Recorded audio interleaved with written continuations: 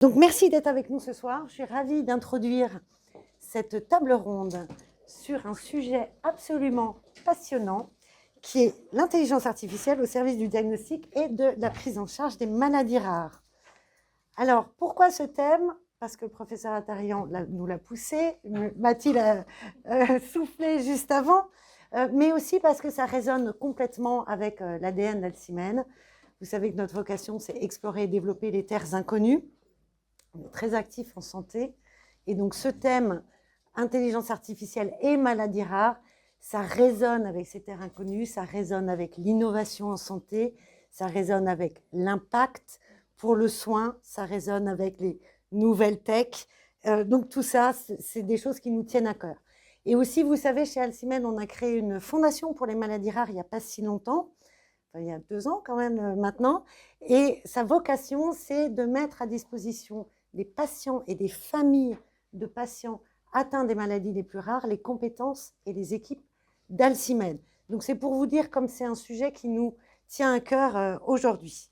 Alors, ce soir, on voudrait donc s'interroger tous ensemble. On espère que ça sera un moment de partage très collectif, s'interroger sur le potentiel et les perspectives de l'IA pour accélérer le diagnostic, permettre de mieux interpréter les données complexes, personnaliser les soins, voire les parcours de soins, soutenir les décisions médicales, fluidifier les parcours évidemment encore.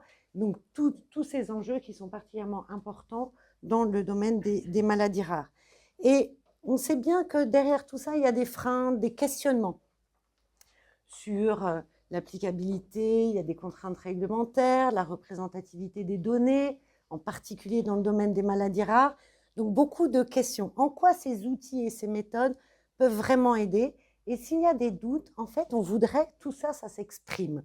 On voudrait ce soir qu'il y ait un dialogue concret, constructif entre nous pour poser toutes ces questions, voir quelles sont toutes les opportunités et les questionnements qu'il y a derrière.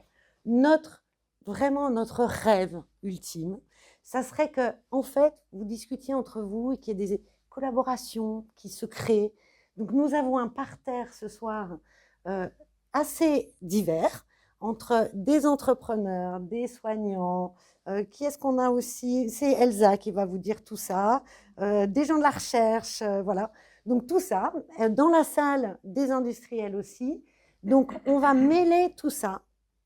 Et si ça peut en faire quelque chose de bien pour améliorer ce qui nous motive tous là, en tout cas ce soir, c'est faire avancer les choses, améliorer concrètement qu'est-ce qu'on peut faire.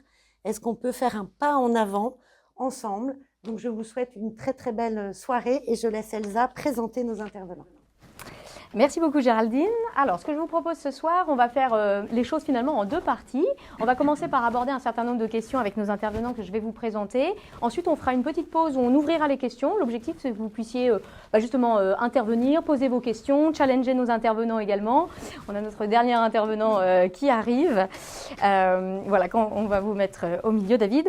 Et l'idée, c'est qu'ensuite, on puisse re-rentrer dans un certain nombre de questions qu'on veut potentiellement justement les plus pertinentes et poussées possibles. Et puis ensuite, on réouvrira une seconde fois les questions de façon à ce que vous puissiez échanger avant de poursuivre derrière par un petit cocktail dînatoire. Alors, parmi nos intervenants, je vais commencer donc par Céline. Donc, docteur Céline Chantry-Darmon. Donc, vous êtes docteur en génétique moléculaire et data scientist. Aujourd'hui, vous êtes à l'interface entre génomique et IA appliquée à la santé et vous êtes directrice scientifique chez TechCare, qui est donc une entreprise. Vous pilotez les sujets de recherche et de valorisation autour de l'intelligence scientifique pour accélérer les projets biomédicaux. Et avant donc de rejoindre l'équipe de TechCare, vous avez œuvré chez Sonio, qui est une start-up qui développe des approches IA en imagerie prénatale, si je ne me trompe pas. À côté, nous avons donc Nicolas Garcelon. Donc Nicolas, vous êtes expert en données de santé. Vous dirigez la plateforme Data Science de l'Institut Imagine de Paris. Votre équipe développe donc des solutions pour structurer, sécuriser et exploiter les données patients au service de la recherche translationnelle, dont l'outil eCohort et l'entrepôt Dr Warehouse. Et vous êtes également cofondateur de Codoc, qui est une initiative visant à déployer des outils pour rendre les données hospitalières plus accessibles pour la recherche et le soin. Voilà, je vous fais très synthétique.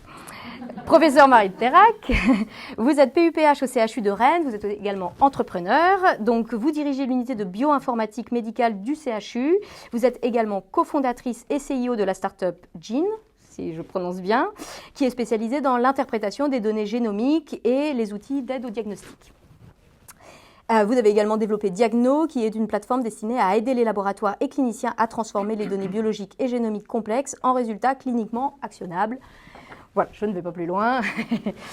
Ensuite, à côté, nous avons donc David Delbourgo. Donc David, vous êtes le CIO et le cofondateur de White Lab Genomics, qui est donc une plateforme d'IA pour accélérer la conception et le développement de thérapies génomiques par ADN-ARN. Et vous avez également occupé d'autres postes de direction, marketing, business development et opérations commerciales dans la medtech et la génomique de manière plus transversale. À côté, nous avons Anne-Sophie Lapointe qui représente aujourd'hui la DGOS et plus particulièrement la mission maladies rares et qui nous partagera sa vision également de l'ensemble des enjeux de l'IA aujourd'hui dans le sujet des maladies rares d'un point de vue peut-être un petit peu plus politique publique. Et enfin, nous avons le professeur Chara Matarian, qui est donc professeur de neurologie ex-Marseille à l'université ex-Marseille, qui est également dirige le service maladies rares neuromusculaires et SLA à la PHM, donc à Marseille. Et vous êtes donc professeur, le coordinateur de la filière maladies rares, FILNEMUS, qui est dédiée aux maladies neuromusculaires. Rares. Rares, voilà, exactement. Alors, je vous propose déjà d'ouvrir la discussion sur une question qui est volontairement très ouverte.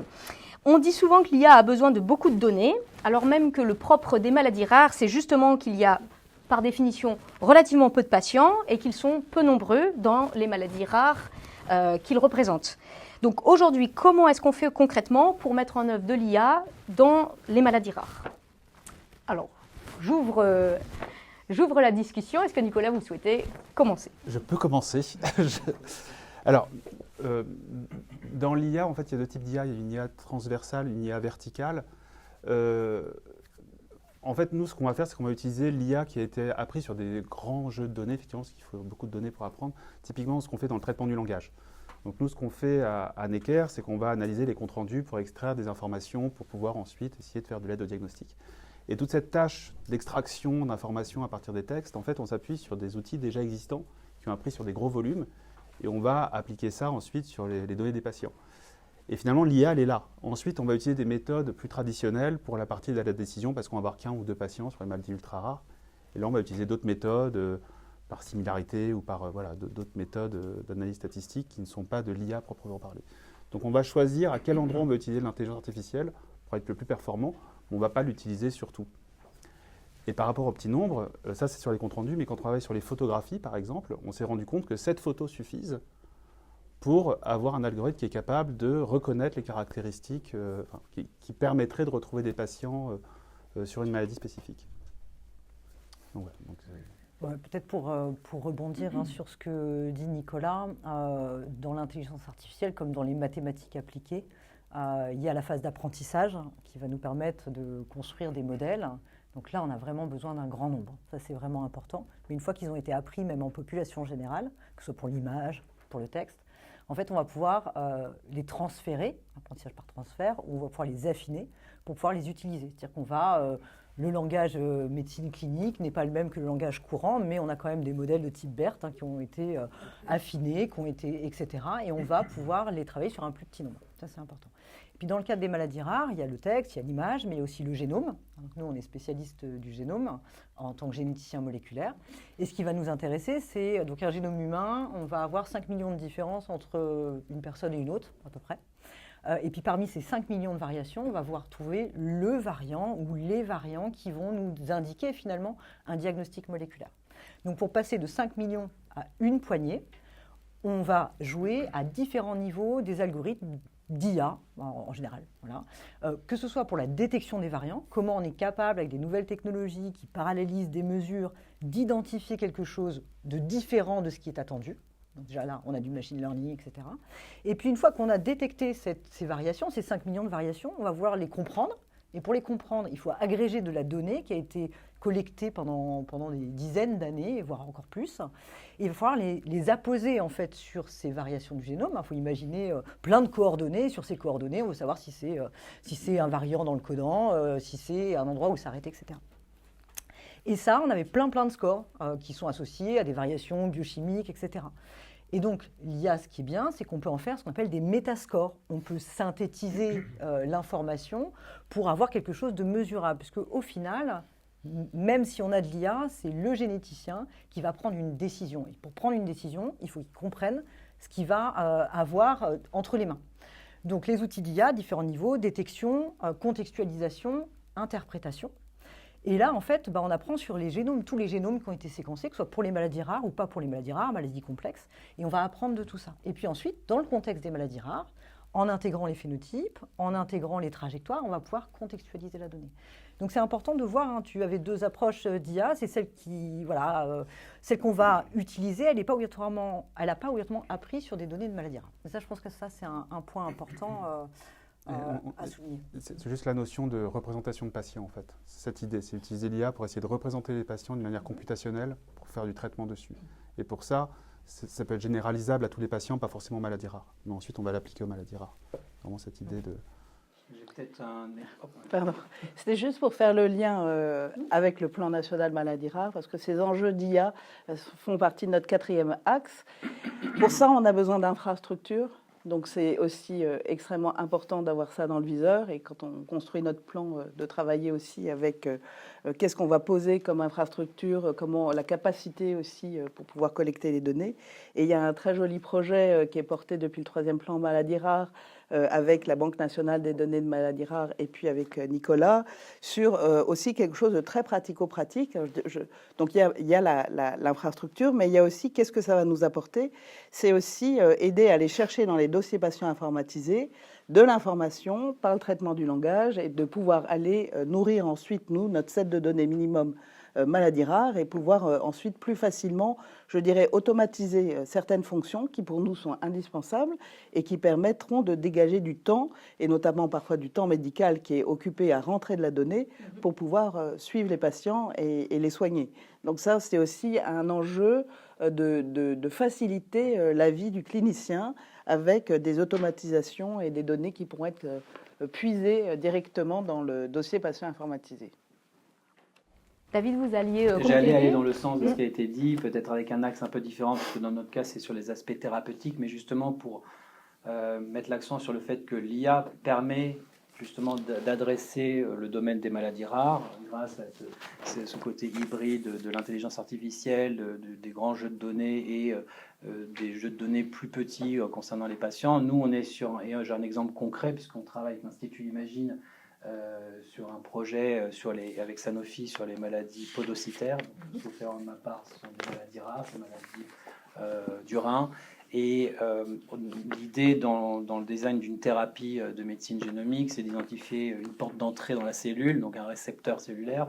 Pour ça, il faut qu'on puisse avoir accès à des données single cell, c'est des jeux de données qui, par nature du nombre de patients, ne vont pas être forcément très importants, mais comme on l'a dit précédemment, on a des algorithmes qui ont été entraînés sur d'autres jeux de données, donc ils vont être plus pertinents, même si on leur donne un plus petit jeu de données pour pouvoir identifier, dans ce cas-là, la porte d'entrée au récepteur de surface, à identifier que ce récepteur est à la surface de la cellule. Et après, il y a de nouveaux algorithmes d'IA qui vont s'appuyer sur, là aussi, des grands jeux de données de protéines, sur comment en fait on design des protéines qui vont devenir la clé pour aller ouvrir cette porte dans la cellule. Et là, on utilise des grands jeux de données type AlphaFold ou nos propres jeux de données reconstruits pour créer un vecteur viral qui va venir directement sur le bon récepteur. Donc ça permet, et c'est un projet qui est en cours, qui est en validation expérimentale aujourd'hui avec les équipes de l'Institut Imagine. Donc c'est un impact, on l'espère, très concret in fine pour les patients grâce à des approches IA qui auraient été beaucoup plus difficiles en fait d'envisager il y a quelques années. Oui, Sharam, allez-y. Non, je ne sais pas, enfin tout le monde est à l'imagine, mais nous avons imaginé. Donc effectivement, le manque de données, ça nous a beaucoup gênés. Alors, on discutait d'électromyogramme, c'est un examen, un outil qu'on utilise pour le diagnostic des maladies neuromusculaires. Voilà, qu'on utilise des ondes, en fait, analyse des ondes qu'on enregistre. Voilà, ce qu'on a fait. Et d'abord, les données ne sont pas disponibles. Non seulement c'est des maladies rares, mais en plus, les données, aujourd'hui, vous me demandez des données, il n'y en a pas. L'appareil doit fournir, et ça, il faut le programmer largement à l'avance. Si on n'y a pas pensé, il n'y en a pas. Et puis, les données propres aussi, hein, voilà. Donc, ce que nous avons fait, c'est nous avons pris les données, enfin les algorithmes qui étaient entraînés dans épilepsie, épilepsie qui est une maladie très très fréquente, avec l'analyse des ondes. Enfin, ça revient un peu à prendre des modèles qui sont des modèles fondamentaux et entraîner sur d'autres, pour les apprendre sur les courbes d'électromyogramme et utiliser, entraîner ça. Deuxième chose que je voulais dire aussi, si les données sont... Les big data, enfin, vous me corrigez, hein, je ne suis pas spécialiste d'IA, je suis très geek, mais pas spécialiste d'IA. Si les données sont propres et très... comment on dit? Enfin, le pattern est très clair, vous n'avez pas besoin d'énormément de données. Hein. C'est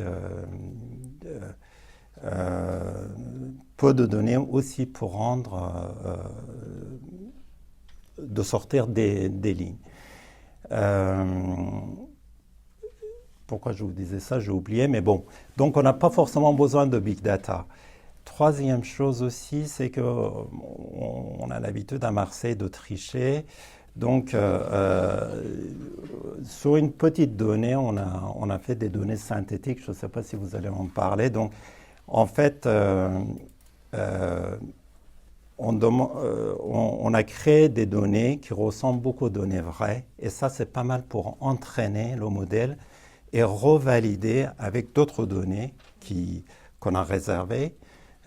Qui sont des données enfin, que l'IA ne connaît pas encore. Donc valider, réapprendre, valider et faire des allers-retours avec ça et puis permettre quand même d'aller sur... Oui, alors je ne sais pas si tout le monde est très familier avec ce que sont les données synthétiques. Je ne sais pas si quelqu'un parmi vous pourrait nous expliquer, mais de façon très simple, ce qu'il y a derrière cette idée. Bon, moi j'ai un exemple... alors, encore très appliqué. Donc, si je reviens au design d'une thérapie génique, et dans le cas de ce traitement sur les maladies podocytaires, donc je vous ai parlé en gros, l'idée c'est d'aller amener de l'ADN au sein d'une cellule. Pour ça, il faut pouvoir rentrer dans cette cellule. Donc, je vous ai parlé de la porte d'entrée, donc il faut la trouver. Il faut qu'elle soit spécifique à ce type de cellule. Et en fait, c'est un complexe, enfin, c'est une protéine qui a une certaine forme, une certaine structure. Donc, on va venir designer la clé. Et cette clé, dans notre cas, c'est des peptides. Ces peptides, il y en a qui existent déjà, qui ont été bien, on va dire, identifiés depuis des années. Mais le domaine des peptides disponibles ne nous satisfait pas forcément, et donc on va créer des peptides synthétiques imaginés par nos algorithmes d'intelligence artificielle, donc synthétisés finalement en machine, et pas par la nature ou pas par la vie. Et ensuite, on va évidemment essayer de les fabriquer pour voir si notre idée synthétique est réelle. Et donc on a un domaine finalement de clés, parce qu'on a un système de clés-serrures, de clés existantes, peut-être pas satisfaisantes, de clés synthétisées, augmentées par rapport à notre base, et qui doivent être validées, puisqu'on parlait justement, vous parliez justement de validation, c'est toujours un aller-retour. Eh bien, on a trouvé des peptides synthétiques dans notre domaine synthétique qui ont fonctionné pour être des vraies clés in fine. Donc ça, c'est un exemple de données synthétiques dans mon domaine particulier. Moi, je voulais revenir un peu de manière resituer le débat. C'est qu'en fait, on parle de manque de données dans les maladies rares, mais en fait, c'est un peu le paradoxe des maladies rares. C'est qu'effectivement, les maladies, quand on prend une maladie donnée, il y a des fois peu de cas, mais que finalement, prises tout ensemble, il y en a plein des maladies rares. Il y en a 6500 dans Orphanet à peu près. Et les données, elles sont très diverses en fait. Il y a plein de données de différents types. On a vu de la protéomique, de la génomique, des données patients, etc. Et c'est là où l'IA a un vrai rôle à jouer. C'est qu'en fait, l'IA, elle est capable de faire ce qu'un cerveau humain n'est pas capable de faire, c'est-à-dire d'aller chercher cette information qui est extrêmement complexe et d'aller chercher la bonne information pour une question donnée. Donc ça, c'était le premier point. Et le deuxième point que je voulais aussi soulever, c'est que des fois, effectivement, dans certaines maladies, on n'a pas assez de cas, où il y a très peu de cas au niveau mondial. Et là, c'est intéressant de mettre en place des consortiums, l'union fait la force, en fait, de se mettre ensemble. Et donc, nous, on est particulièrement impliqués dans un protocole, dans un projet européen qui s'appelle ERDERA. Et je pense que c'est ce type de protocole ou France Génomique, enfin, c'est ce type de structure et les bases de données publiques comme Orphanet qui permettent de faire des protocoles qui marchent et de travailler ensemble. Voilà. Peut-être pour revenir sur la notion d'augmentation de données, par rapport à en fait, ce que vous avez fait vous sur les peptides, nous en travaillant sur les modèles de langage, on travaille avec des data scientists, on leur dit on a X comptes rendus disponibles, une dizaine, une vingtaine, une centaine au début pour commencer à travailler, donc c'était vraiment un bottleneck important. Et ce qu'on a fait, en fait, c'est qu'on a pris l'ontologie HPO, donc c'est ce qui décrit un phénotype, et puis, en fait, on a créé des phrases. On a demandé à des généticiens de créer des phrases, et puis sur ces phrases, après, on a demandé à un modèle de langage d'y mettre des variations dans différentes façons de parler, etc., pour faire un corpus, en fait, ne serait-ce que de phrases partageables. Parce qu'en fait, ce qui est important, c'est quand on crée des algorithmes, qu'on veut les valider, il faut qu'on puisse se partager de la donnée aujourd'hui pour publier et qu'on a vraiment une consanguinité en fait sur les données qui ont permis d'entraîner les algorithmes et les données qui permettent de les valider. Donc en fait, on fait des corpus de données qui sont synthétiques et qui vont pouvoir être partageables, mais qui sont basés sur des connaissances a priori, des phénotypes, de la façon qu'on a de les décrire. Et ça, c'est important. De faire ça. Et en génétique, on va dire sur le séquençage du génome, on a fait la même chose depuis des années. On a toujours simulé des données génétiques parce qu'en plus, le génome, il a une architecture qui est connue où on peut, de façon probabiliste, décrire ce qui est au pourtour d'une mutation. Et donc, en fait, on a quand même cette capacité à simuler des données pour pouvoir en fait valider des algorithmes, tester des choses, partager en fait ce qui est important. Mais la problématique, c'est qu'après en fait finalement les algorithmes convergent. Hein. On va entraîner sur des données un petit set de données, tout le monde est content, mais on valide sur un petit set de données. On est tous dans le même écosystème. Et ce qu'il faut faire, un élément d'attention, c'est ne pas obligatoirement utiliser que des données synthétisées ou synthétiques pour que les IA puissent travailler. Il faut vraiment qu'on continue à générer de la donnée nouvelle, qu'on puisse la partager, pour que finalement on arrive à une diversité de mesures et de savoirs. Ça, je pense que c'est extrêmement important. On ne peut pas se contenter que de travailler sur des données synthétiques. Il y a un point, je crois que tu voulais dire quelque chose. Non, mais aussi, c'était juste, j'ai vu qu'il y avait une autre question, je pourrais l'aborder. Le développer après. Non, moi, ce qui a été très notable là, dans la construction du 4e plan maladies rares et dans ce qu'on a vu sur ce sujet de la donnée, de l'IA, etc., c'est qu'on est amené, la communauté maladies rares est amenée à travailler et devra travailler de plus en plus avec un monde de la recherche qui, au départ, au premier plan, n'était pas du tout impliqué. Et donc maintenant, on est avec des mathématiciens, on est vraiment dans des spécialités qui croisent la santé avec des potentiels très intéressants et qui, au départ, n'étaient pas intuitifs. Et déjà, dans le 3e plan maladies rares, je me souviens, Véronique Pakis, qui est mon alter ego au ministère de la Recherche, voulait pousser pour les cohortes maladies rares, qui est beaucoup de sujets avec des labos de mathématiques qui déposent les projets. Et ça n'avait pas tellement pris. J'espère que dans le 4e plan maladies rares, on aura une dynamique vers la santé et vers nos maladies rares, vers ces communautés de mathématiciens notamment. Alors peut-être une question avant d'aborder les prochaines questions qui seront plutôt ce qu'on fera dans le diagnostic et ce qu'on ferait plutôt côté thérapeutique. Est-ce que vous pensez que finalement on a besoin de développer des outils IA qui sont vraiment spécifiques aux maladies rares, ou est-ce que finalement les outils qu'on va utiliser aujourd'hui en IA dans les maladies rares sont finalement un peu ceux qu'on est tout à fait en mesure de développer pour des maladies à plus forte incidence, voire même, j'ai envie de dire, plus globalement aujourd'hui dans le champ de la santé? Il faut reformuler peut-être. Alors là où il peut y avoir quelque chose de spécifique, je pense à Orphanet et aux orphacodes, c'est-à-dire que quand même, quand on va construire des bases de données, des registres, des cohortes, etc., on a besoin d'être certain que la maladie qui est recensée est bien une telle maladie rare et que dans les classifications, il y a la CIM 11, mais la CIM 11 ne couvre pas tout l'ensemble de nos plus de 6500 maladies rares. Donc s'il y a bien une chose qui, pour moi, est indispensable dès qu'on va passer à des banques de données, etc., c'est de toujours pouvoir faire un lien avec le code ORFA de la pathologie. C'est extrêmement important. Je pense qu'il y a un élément important, que ce soit dans tous les domaines des maths appliquées, il faut connaître sa donnée pour bien l'exploiter. Et donc en fait, oui, on peut utiliser des outils pour aller collecter la donnée, pour aller analyser des images, mais en fait, on a besoin d'une connaissance fine des pathologies sur lesquelles on travaille pour pouvoir utiliser ou affiner des outils spécifiques. Je pense que ça, c'est important. Par exemple, pour les orpha-paquettes, les orpha-codes, nous, on a proposé dans le Grand Ouest, on a collecté tous les comptes rendus génétiques de Rennes, Nantes et Angers. Donc on a enfin, donc après quelques années de réglementaire, on pourra en parler après, réussi à avoir ça et on collabore. Donc on initie une collaboration avec Orphanet pour qu'ils puissent en fait juxtaposer, regarder où finalement leur description d'une pathologie se situe dans la vraie vie des comptes rendus. Comptes rendus qui sont faits à un temps T et qui sont agrégés tout au long du temps. Et donc on n'a pas encore les résultats, mais l'idée c'est de voir finalement quel est le bruit autour de ces données. On a une ossature en fait de la maladie rare, elle est décrite, mais est-ce que dans la vie réelle, on revient sur les données vie réelle, est-ce qu'en vie réelle on arrive à vraiment positionner un individu moyen au sein d'individus qui ont la même maladie rare mais qui est encore ultra rare, un peu différente? Ça va être des problématiques assez intéressantes. Puis après, comment en fait, on fera sortir ces connaissances de l'hôpital? Parce qu'aujourd'hui, on a la capacité à agréger les données, mais on ne peut pas faire sortir les résultats. On en reparlera peut-être plus tard. La difficulté, après, c'est de transférer la connaissance et d'en faire bénéficier d'autres sites pour pouvoir, en fait, collectivement grandir sur ces aspects. Parce que dès qu'on développe un algorithme de machine learning sur des données de patients, il y a toujours l'inquiétude que l'algorithme contienne éventuellement des données de patients. Et du coup, on ne peut pas aller sortir de l'hôpital. Enfin, c'est très compliqué. Et donc, c'est un vrai frein à l'innovation, en fait, à la capacité à pouvoir partager ces algorithmes. Il y a le contraire aussi, comment rentrer le privé à l'hôpital. Oui, justement, c'était un des aspects qu'on voulait aborder après, mais on a cet enjeu aussi le plus possible d'anonymiser aujourd'hui les données.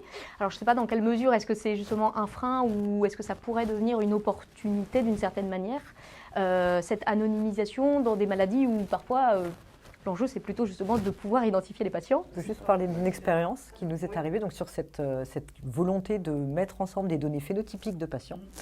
Donc la CNIL nous avait demandé, bien entendu, d'anonymiser, de pseudonymiser. Mais à l'époque, on nous avait aussi demandé d'enlever les phénotypes, puisque les phénotypes sont caractéristiques. Donc on leur avait expliqué que justement non, on ne pouvait pas aller jusque-là. Donc le frein, il est temporel, le temps de faire le réglementaire, d'avoir les bons algorithmes. Nous, on a pris un algorithme de l'AP, qui est basé sur un modèle de langage pour faire tout ça. Il y a l'anonymisation aussi des praticiens, parce qu'ils sont dessus. On a l'adresse, la signature, il y a tout ce travail-là. Et quand on anonymise, en plus, les comptes rendus sont reconfigurés, parce que dans des CHU, il y en a qui mettent les adresses à gauche, d'autres des adresses à gauche et à droite. Donc en fait, ça demande un quality control extrêmement exhaustif pour pouvoir avoir des données qui vont être exploitables à la fin. Donc ça, il faut imaginer que ce n'est pas juste cette nécessité va impacter le traitement de la donnée et rend en fait des étapes assez douloureuses. Je pense que ça, c'est un point important, au-delà après de pouvoir reconstruire l'identité du patient. Sachant qu'on ne peut pas anonymiser des données génomiques. Voilà. Et même les comptes rendus, c'est pas anonymisable. La pseudo-anonymisation, quand on n'a que quelques cas par maladie, faut quand même rester il suffit de connaître la région et vous avez le nom de la maladie. C'est ça, on retrouve assez facilement. La seule donnée anonymisée, c'est une donnée agrégée. Et encore, faut qu'il y ait plus de 2 ou 3 patients pour que ce soit agrégé, pour que ce soit vraiment anonyme. Donc on parle de données pseudonymisées, parce que même 3 dates suffisent à réidentifier un patient, en fait. Ou une phrase dans un compte-rendu suffit à le réidentifier, en vrai. Un praticien qui lit un compte-rendu va reconnaître un patient qui suit, ça c'est sûr, de toute façon. Et ça pourrait être finalement quelque chose de bénéfique, d'être capable finalement presque d'aller identifier ou participer au pré-diagnostic de certains patients parce que justement, et c'est pas parfaitement anonymisé et on serait presque capable de les identifier. Je pense qu'il y a vraiment 2 échelles à imaginer dans un hôpital. Il y a le temps quotidien d'accès à cette mémoire collective par les médecins dans le cadre de leur périmètre de soins, qui doit être sur des données nominatives, à mon sens, parce que c'est leurs patients, ils les connaissent. Et quand ils ont une hypothèse, une idée, une association de phénotypes, Ils ont une liste de patients, c'est une liste d'ID, c'est un enfer, d'identifiants, parce que du coup, ils sont obligés de l'ouvrir un par un, c'est une perte de temps folle. Alors que s'ils voient une liste de noms, immédiatement, ça infirme une hypothèse. Et ça, je ne crois pas que ça a été prévu par la CNIL, ce type d'approche, en fait. Et ensuite, il y a l'entrepôt de données de santé recherche, et là, c'est données pseudonymisées, parce qu'on est transversal, on est multicentrique, multi-équipe, et on sort du cas du registre de soins. Et cette partie périmètre de soins, à mon avis, il est un peu trop oublié, alors que c'est plus de 80% des usages de cet accès à cette mémoire collective pour les médecins. Je ne sais pas, Anne-Sophie, oui, peut-être nous en dire un petit mot. Un point qui m'intéresserait, en fait, c'est une question pour les spécialistes de l'IA. En ce moment, la DGOS, on lead un WA package d'une action conjointe européenne qui s'appelle Jardin sur le data management. Donc, le partage des données, c'est le cœur de notre WA package, et on a Orphanet qui est avec nous et les équipes du FAIR néerlandaise, la Verification des data. Et dans tous les sujets où on travaille à l'Europe avec la question de European Health Data Space et toute la donnée, ce qui est de plus en plus poussé, c'est le modèle fédératif. Donc, comment est-ce que vous envisagez l'IA dans un modèle fédératif? Et justement, les données, elles restent sur place. Et ensuite, on travaille dessus, mais il n'y a pas cette question de transfert de la donnée. Donc, comment l'algorithme peut s'adapter à un modèle fédératif? On est en train de le mettre en place à Imagine avec un projet avec l'hôpital Sainte-Justine. La semaine dernière, un de mes ingénieurs a passé la nuit avec un ingénieur là-bas pour réussir à avoir les poids qui s'échangent entre les différents modèles. Et donc, il était très content. Donc voilà, donc on est au début de ce type d'approche. D'accord, ça pourrait être une clé et c'est sans doute pour plus facilement travailler ensemble. Ça nécessite quand même en fait des infrastructures de calcul de proximité dans des laboratoires qui sont des points de douleur et importants des hôpitaux en termes d'équipement GPU, en termes de déploiement des modèles de base, parce que nos modèles s'appuient sur des modèles de base, il faut pouvoir les maintenir dans des directions des services numériques qui sont déjà en tension. Qui ont déjà du mal à ne serait-ce que de faire une migration Windows sur les 5000, 10 000 postes. C'est pas facile. Et on leur demande aussi d'aller vers la virtualisation, vers des systèmes de gestion. Donc le modèle fédéré, oui. Mais il faut l'infrastructure. Mais il faut l'infrastructure et les engagements financiers. Mon topo, ça, c'est vraiment important. Les infrastructures. C'est plus un enjeu, finalement, on va dire, en théorie et même en pratique, c'est faisable. C'est pas un enjeu sur les algorithmes en tant que tel. C'est vraiment un enjeu d'accès à de la data qui est décentralisée dans des infrastructures qui sont non homogènes par définition. Mais c'est vrai qu'une fois qu'on y arrive, c'est-à-dire, et ça existe en Europe, dans le cas d'un consortium qui s'appelle Mélodie, où en fait c'est la possibilité d'aller auprès de différentes institutions et d'ailleurs de sociétés pharmaceutiques qui sont concurrentes d'ailleurs entre elles, mais qui peuvent bénéficier d'une approche fédérée, d'aller chercher des informations et d'entraîner des modèles in situ finalement à l'endroit où les données se trouvent sans corrompre les données ni les intégrer à l'algorithme lui-même. Mais oui, c'est un gros challenge d'infrastructure non négligeable. Infrastructure et qualité de la donnée. Parce que sur les sites, on n'a pas les mêmes données, pas les mêmes façons de les processer et pas le même accès en fait. Et donc on aura une hétérogénéité sur site qui va impacter les modèles. Mais qui sera la même si tu les agrèges. Oui, mais c'est parfois plus facile de faire du QC au même endroit. Ouais. C'est possible. Très pratico-pratique. Mais... Alors, oui, Céline, un dernier mot sur ce sujet. Oui, c'était juste pour dire qu'à un moment, il faut quand même... par exemple, il y a un nouveau variant qui est identifié au niveau mondial. C'est important, et il y a eu le cas pour les plateformes du plan France Médecine Génomique, de pouvoir...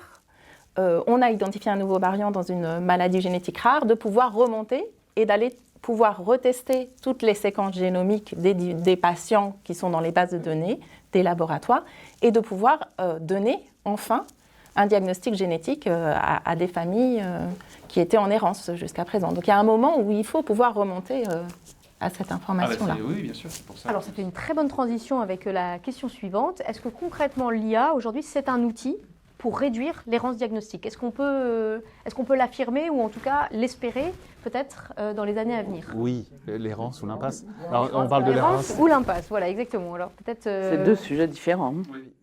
Mais sur l'errance, oui, évidemment. Je te laisserai dire sur l'impasse. Mais... Oui, sur l'errance, aujourd'hui, on développe. Alors, de ce qu'on fait nous à Imagine, on a deux approches. On a l'approche via les comptes rendus, donc essayer de retrouver des patients dans les 20 ans d'historique d'un hôpital, des patients qui n'auraient pas été diagnostiqués parce que la maladie n'était pas connue ou parce que les médecins ne connaissaient pas cette maladie. Et donc, on développe aujourd'hui des algorithmes qui permettent de transformer les données du patient pour ensuite essayer de retrouver ces patients en errance. Et donc, dans plusieurs hôpitaux, alors pas que à Necker, parce qu'à Necker, de toute façon, c'est pas marrant, ils sont tous spécialistes sur les maladies rares, donc il n'y a pas beaucoup d'errance.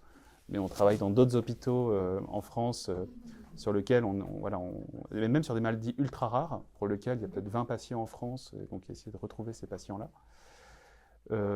Et on travaille aussi sur les photographies. Donc pareil, on est capable d'aller regarder sur 20 ans d'historique d'une photothèque à l'hôpital pour essayer de retrouver des patients non diagnostiqués quand ils sont venus et pouvoir les repêcher. Et on peut même les repêcher en prenant, il y a une publication qui sort dans Nature, il y a la photo d'un patient, on va la découper, on va la mettre dans la photothèque de Necker, et il va retrouver tous les patients qui sont venus depuis 10 ans et qui lui ressemblent. Et peut-être que parmi eux, il y a des patients qui ont le même diagnostic. Et ça, c'est aujourd'hui, c'est utilisé toutes les semaines par les généticiens de Necker. Donc c'est une réalité aujourd'hui que d'être capable de le faire. Oui, oui. Ok. Comment c'est exporté dans d'autres établissements et pas qu'à Necker? Alors pour les photos pour cette photothèque. Pour les textes, ça on le fait. Alors pour les cette photos, on est possibilité. vraiment au début. Moi, je pense qu'il y a un vrai truc à faire sur ce modèle pour l'exporter dans d'autres photothèques. Oui. C'est récent, on l'a mis en place il y a 6 mois. Mais je pense qu'il y a vraiment un truc à faire. Alors c'est avec la FM Téléthon qu'on a fait ça, c'est le projet AIDI. On a une application téléphonique, donc là c'est plus dans le soin courant pour les praticiens hospitaliers. Il y a vraiment cet enjeu, je pense, photothèque, pour lequel il y a vraiment cette idée de réduire l'errance. Donc là, on est effectivement aussi sur des maladies où finalement on peut utiliser des symptômes qu'on verrait sur... En fait, c'est 30 à 40% des maladies génétiques sont associées à des caractéristiques morphologiques du visage. Ce n'est pas forcément des dysmorphies fortes, ça peut être juste l'épaisseur des narines, la forme de la bouche, c'est très subtil.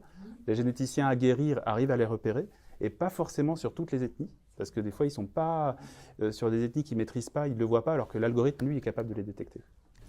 Très clair. Céline, vous alliez intervenir. Oui, parce que chez TechCare, on a développé une application qui s'appelle RDK, qui est téléchargeable gratuitement sur les portables pour justement aider les médecins, les pharmaciens, mais aussi les familles. En fait, tout le monde peut la télécharger en fait, et elle est gratuite pour aider à l'aide au diagnostic, enfin faire de l'aide au diagnostic justement. Et donc, elle a été développée à partir de la base de données Orphanet, qui est la base de données de référence européenne. Et donc, tout le monde peut y avoir accès, plutôt que d'aller mettre ses symptômes dans le chat GPT, utiliser des applications qui sont scientifiquement, avec de la connaissance scientifique expertisée. Voilà. Professeur Attarian, après on discutera de l'impasse, mais vous avez travaillé sur l'errance. Oui, c'est génial, hein, mais la réalité, c'est on n'y est pas. C'est demain, à mon avis, parce que le projet sur l'errance diagnostique, effectivement, on a travaillé. Un des obstacles majeurs, c'est le temps avant l'adressage aux experts. Donc, dans mon domaine, c'est 10 ans. Hein, c'est-à-dire, à partir du moment où le diagnostic, je pense que c'est de manière générale, mais bon, dans telle ou telle maladie, chez nous, on voit 10 ans après le malade. Après, il y a 1 an, 2 ans de temps de diagnostic génétique. Chez nous, c'est pas si rapide que ça quand même encore. Et puis, finalement, on arrive à 13-14 ans d'errance diagnostique. Et alors, donc, ce temps d'adressage, il faut le résoudre. C'est-à-dire, il y a la formation, alors, mais effectivement, il y a l'IA, ces moyens informatiques qui permettront l'adressage plus rapide. Alors, un des moyens, ça peut être des applis. Je ne suis pas tout à fait d'accord pour dire on le met à la main des pharmaciens ou la famille, ça revient au même que ChatGPT. Peut-être que là, vous avez l'information de ChatGPT, c'est les Américains, mais peut-être il faut que ce soit un peu plus maîtrisé. Il y a l'industriel aussi qui a fait c'est pas tout à fait IA, mais des algorithmes, je peux dire le nom ou pas? Sanofi qui avait fait Accelerar. Ils l'ont fait. Donc, il permettrait peut-être, alors, quelque chose à faire, améliorer l'errance diagnostique à ce niveau-là, au niveau vraiment de l'adressage. Ces outils, effectivement, qui sont pour l'instant, c'est très local, tout ça, c'est demain, si de manière générale, ça permettra réellement d'améliorer. Outils dont Nicolas a parlé, donc de reconnaissance des dossiers qui sont en errance diagnostique ou en impasse diagnostique, à revoir dans les dossiers patients informatisés,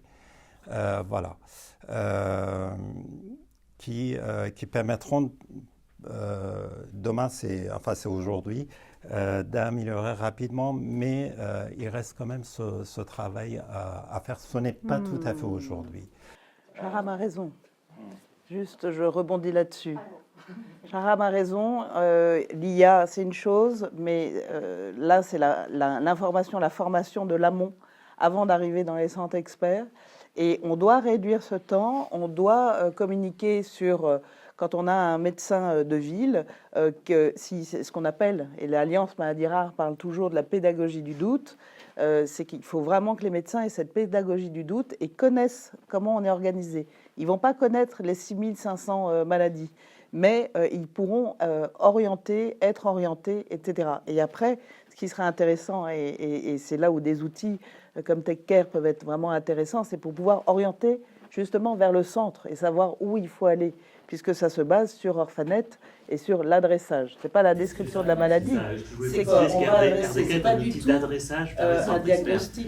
On est justement sur toute la première ligne, et l'objectif des RDK, c'est à partir de symptômes d'orienter vers le centre expert. C'est un outil d'adressage. Et ça, c'est important. Alors l'enjeu, c'est de faire connaître et de faire utiliser l'outil, parce qu'aujourd'hui, un médecin en ville, il est dans son cabinet, ou même l'interne dans l'hôpital, il n'a pas accès à l'hôpital, c'est compliqué d'aller interroger Orphanet, et c'est Orphanet dans la poche, en fait, finalement, RDK, et c'est plus on est utilisé en amont, plus on va adresser plus vite le patient. Parce qu'aujourd'hui, les filières, elles sont là, c'est des filières d'excellence, ça fait le 3e, 4e plan, elles ont été agrandies, donc on a ça. Mais il faut absolument faire arriver les patients dans ces centres experts, et c'est vraiment l'objectif unique et premier de RDK. Il va d'ailleurs être déployé aussi en Belgique, et tous les pays d'Europe voudraient pouvoir aussi avoir cet outil, parce que l'enjeu, c'est l'adressage. Je suis tout à fait d'accord avec vous que l'enjeu, c'est l'adressage. Et l'outil RDK, c'est vraiment l'adressage qui est visé avec. J'ai un petit commentaire. Et on prend le commentaire. Et après, on passera la parole à Marie Ferral. Alors, c'est intéressant d'ailleurs de refaire le calcul d'errance diagnostique, de voir malgré tout les gens ils soumettent, c'est-à-dire à LLM, enfin les différents types de LLM aujourd'hui. En ville, le malade aujourd'hui arrive en consultation en disant, quand je lui ai dit, mais je ne suis pas tout à fait d'accord avec vous parce que tel LLM m'a dit... Donc, on va ouvrir le débat après. Chacun de nous teste. Alors, les versions actuelles sont équivalentes, voire supérieures à un généraliste, équivalent d'un chef de clinique, pas encore équivalent d'un expert. Un grand professeur. Mais ne sont pas loin. C'est impressionnant ce qu'ils font. Donc, après, il faut voir comment, entre les mains de qui ça tombe aussi. C'est les données. Et il faut évaluer pour voir si l'errance diagnostique n'a pas commencé à diminuer déjà un peu. En restant sur l'errance, et pour souligner que ça ne reste pas autrement dans les laboratoires qui produisent. Donc nous, Grand Ouest, on s'intéresse au modèle de langage, etc. On a travaillé beaucoup avec le CHU d'Angers. Et le CHU d'Angers travaille avec Codoc pour identifier des patients, notamment TK2, au travers des entrepôts, avec des algorithmes décisionnels qui ont été travaillés chez Nicolas. Donc c'est quand même pour dire que la structuration en entrepôt, l'accès à la donnée peut permettre aujourd'hui d'identifier des patients. Donc ça c'est important, on est en capacité de le faire collectivement quand un algorithme a été découvert ou en tout cas travaillé quelque part et que les CHU ou les sites sont prêts à accueillir ce type de recherche. On peut identifier des patients Et après, donc ça fait 1 ou 2 patients, parce que généralement, ce n'est pas beaucoup dans un hôpital, et ça permet de les identifier. Et l'idée en plus, c'est qu'il y a le travail de recherche qui va dire, bon, on a identifié 3, 4 patients avec une probabilité élevée d'avoir la maladie, et ensuite, il y a des médecins qui vont dire, ah oui, en effet, et après, ça part en clinique, et là, ils recontactent le patient s'ils estiment que c'est intéressant, et ça sort de la recherche. Mais on voit qu'on est capable de réidentifier les patients après. Les entrepôts, en fait, ils ont travaillé justement pour ce besoin, parce qu'ils avaient identifié des patients, à réidentifier les patients derrière. Donc ça, c'est important. Pour les recontacter. Alors j'en profite, j'en profite, c'est génial, il faut inciter vraiment le ministère à imposer les hôpitaux et ne pas respecter l'indépendance des hôpitaux à travailler ensemble. Mais je pense qu'il faut inciter les hôpitaux aussi à comprendre cette approche. Et la limite qu'on a aujourd'hui, c'est qu'on peut l'appliquer, on nous impose à l'appliquer sur une minimisation des données. Et je pense que c'est une grave erreur de parler de minimisation des données dans les maladies rares. Il faut être sur la maximisation des données. Et c'est complètement absurde. Et c'est-à-dire qu'ils nous imposent de travailler. L'hôpital, il y a 1 million de patients. Ça veut dire minimiser les données. Prendre le minimum. C'est absurde. Mais pour la CNIL, c'est... Enfin bref. Et là, on nous dit, voilà, nous on a un algorithme qui permet d'essayer de retrouver des patients qui ont telle maladie rare. Ils disent, oui, d'accord, mais vous pouvez le faire tourner que sur 50 000 patients. Oui. Je dis, et sur pas toutes les données cliniques. Et pas sur toutes les données. Juste dis, tel service, tel service, on va le faire tourner sur les 600 000 patients, ou les 1 million de patients. C'est l'intérêt de pas... Et non. Du coup, on est obligé de faire que sur une sous-partie, ce qui est un peu absurde. Et moi, je voudrais juste revenir sur l'identification des patients par des médecins non experts. Aujourd'hui, donc on parlait des ChatGPT, etc. Il y a quand même des capacités à créer en fait des IA agentiques, ou en tout cas des chatbots qui sont bien organisés dans un système maîtrisé par un expert médical et qui sera en nécessité de donner une explicabilité des termes. Et je pense que nous, on en a développé un en discutant en fait avec Vincent Procascio, qui est spécialiste des maladies mitochondriales, grande errance. On a développé là un chatbot qui s'appelle Mitosha, qui va bientôt être déployé, qui est déployé à l'hôpital de Rennes. On est en train de le tester et qui va amener en fait de la valeur de compréhension de formation. Donc c'est pas pour la population générale, c'est vraiment pour le médecin qui se questionne et qui veut savoir si finalement tel et tel symptôme peut être compatible avec, et d'avoir ce côté un petit peu partenaire de réflexion. Mais par contre, ce partenaire de réflexion, il doit être validé et il doit ramener des critères d'explicabilité, c'est-à-dire sur quel document scientifique, surligner la phrase qui a permis de donner une conclusion, sur quelle base de données mutationnelle, ClinVar, etc. Qu'est-ce qui a été donné ? Parce que juste un discours simple, exhaustif, même qui a l'air pertinent, n'est pas suffisant pour amener en fait une vraie identification. Parce que sinon, en fait, on va être sous une masse de données beaucoup trop importante. Oui, allez-y, Céline. Moi, je trouve que l'information importante aussi, c'est pas IA versus médecin, en fait, ou versus chercheur, c'est apporter l'intelligence humaine et l'associer à l'intelligence artificielle ou à la technologie, en fait. C'est vraiment ça, c'est aller fusionner ces deux mondes. Et c'est pour ça que c'est important qu'il y ait aussi des mathématiciens qui travaillent avec des médecins. On voit que c'est dans des équipes mixtes qu'on arrive à faire des choses vraiment intéressantes, je trouve.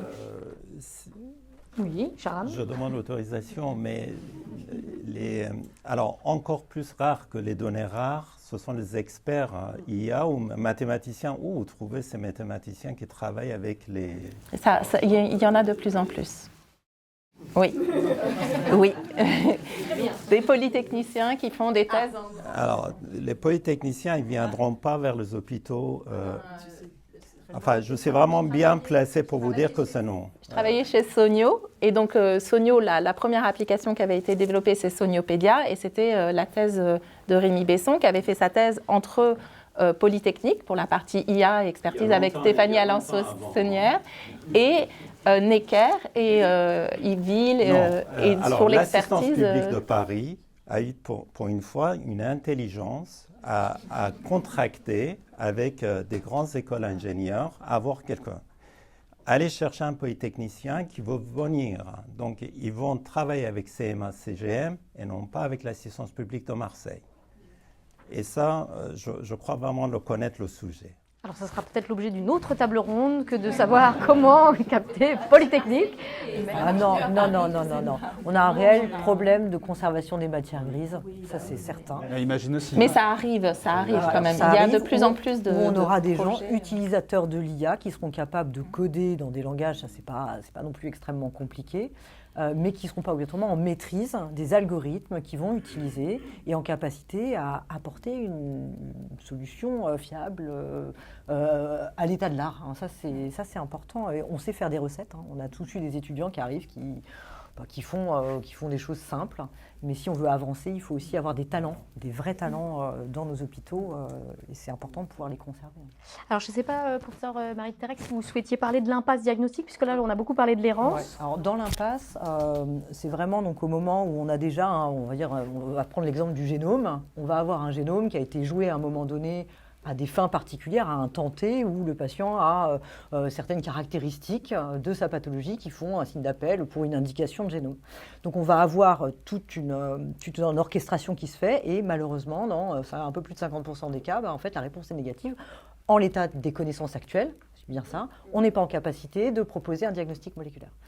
Ce qui fait que cette donnée, jusqu'à il y a peu, restait finalement, sédimentait dans les laboratoires, on va le dire comme ça, un stockage quasiment froid, pas de temps pour aller la réévaluer. Aujourd'hui, à la mesure de l'IA et de la capacité à structurer la donnée dans les laboratoires, au travers du plan, etc., l'idée c'est de la rendre vivante. C'est-à-dire que l'IA, même en système agentique, va pouvoir, en fonction des évolutions des connaissances, dans PubMed, des nouveaux papiers, des nouvelles associations, naturellement faire des requêtes, en fait, toutes simples, on peut imaginer ça comme des requêtes, qui vont aller explorer ce génome et envoyer des alertes aux praticiens en disant, probablement, vu le contexte patient, on a un nouveau symptôme qui est arrivé 10 ans plus tard, on a relu et il y a un gène compatible qui pourrait être réévalué.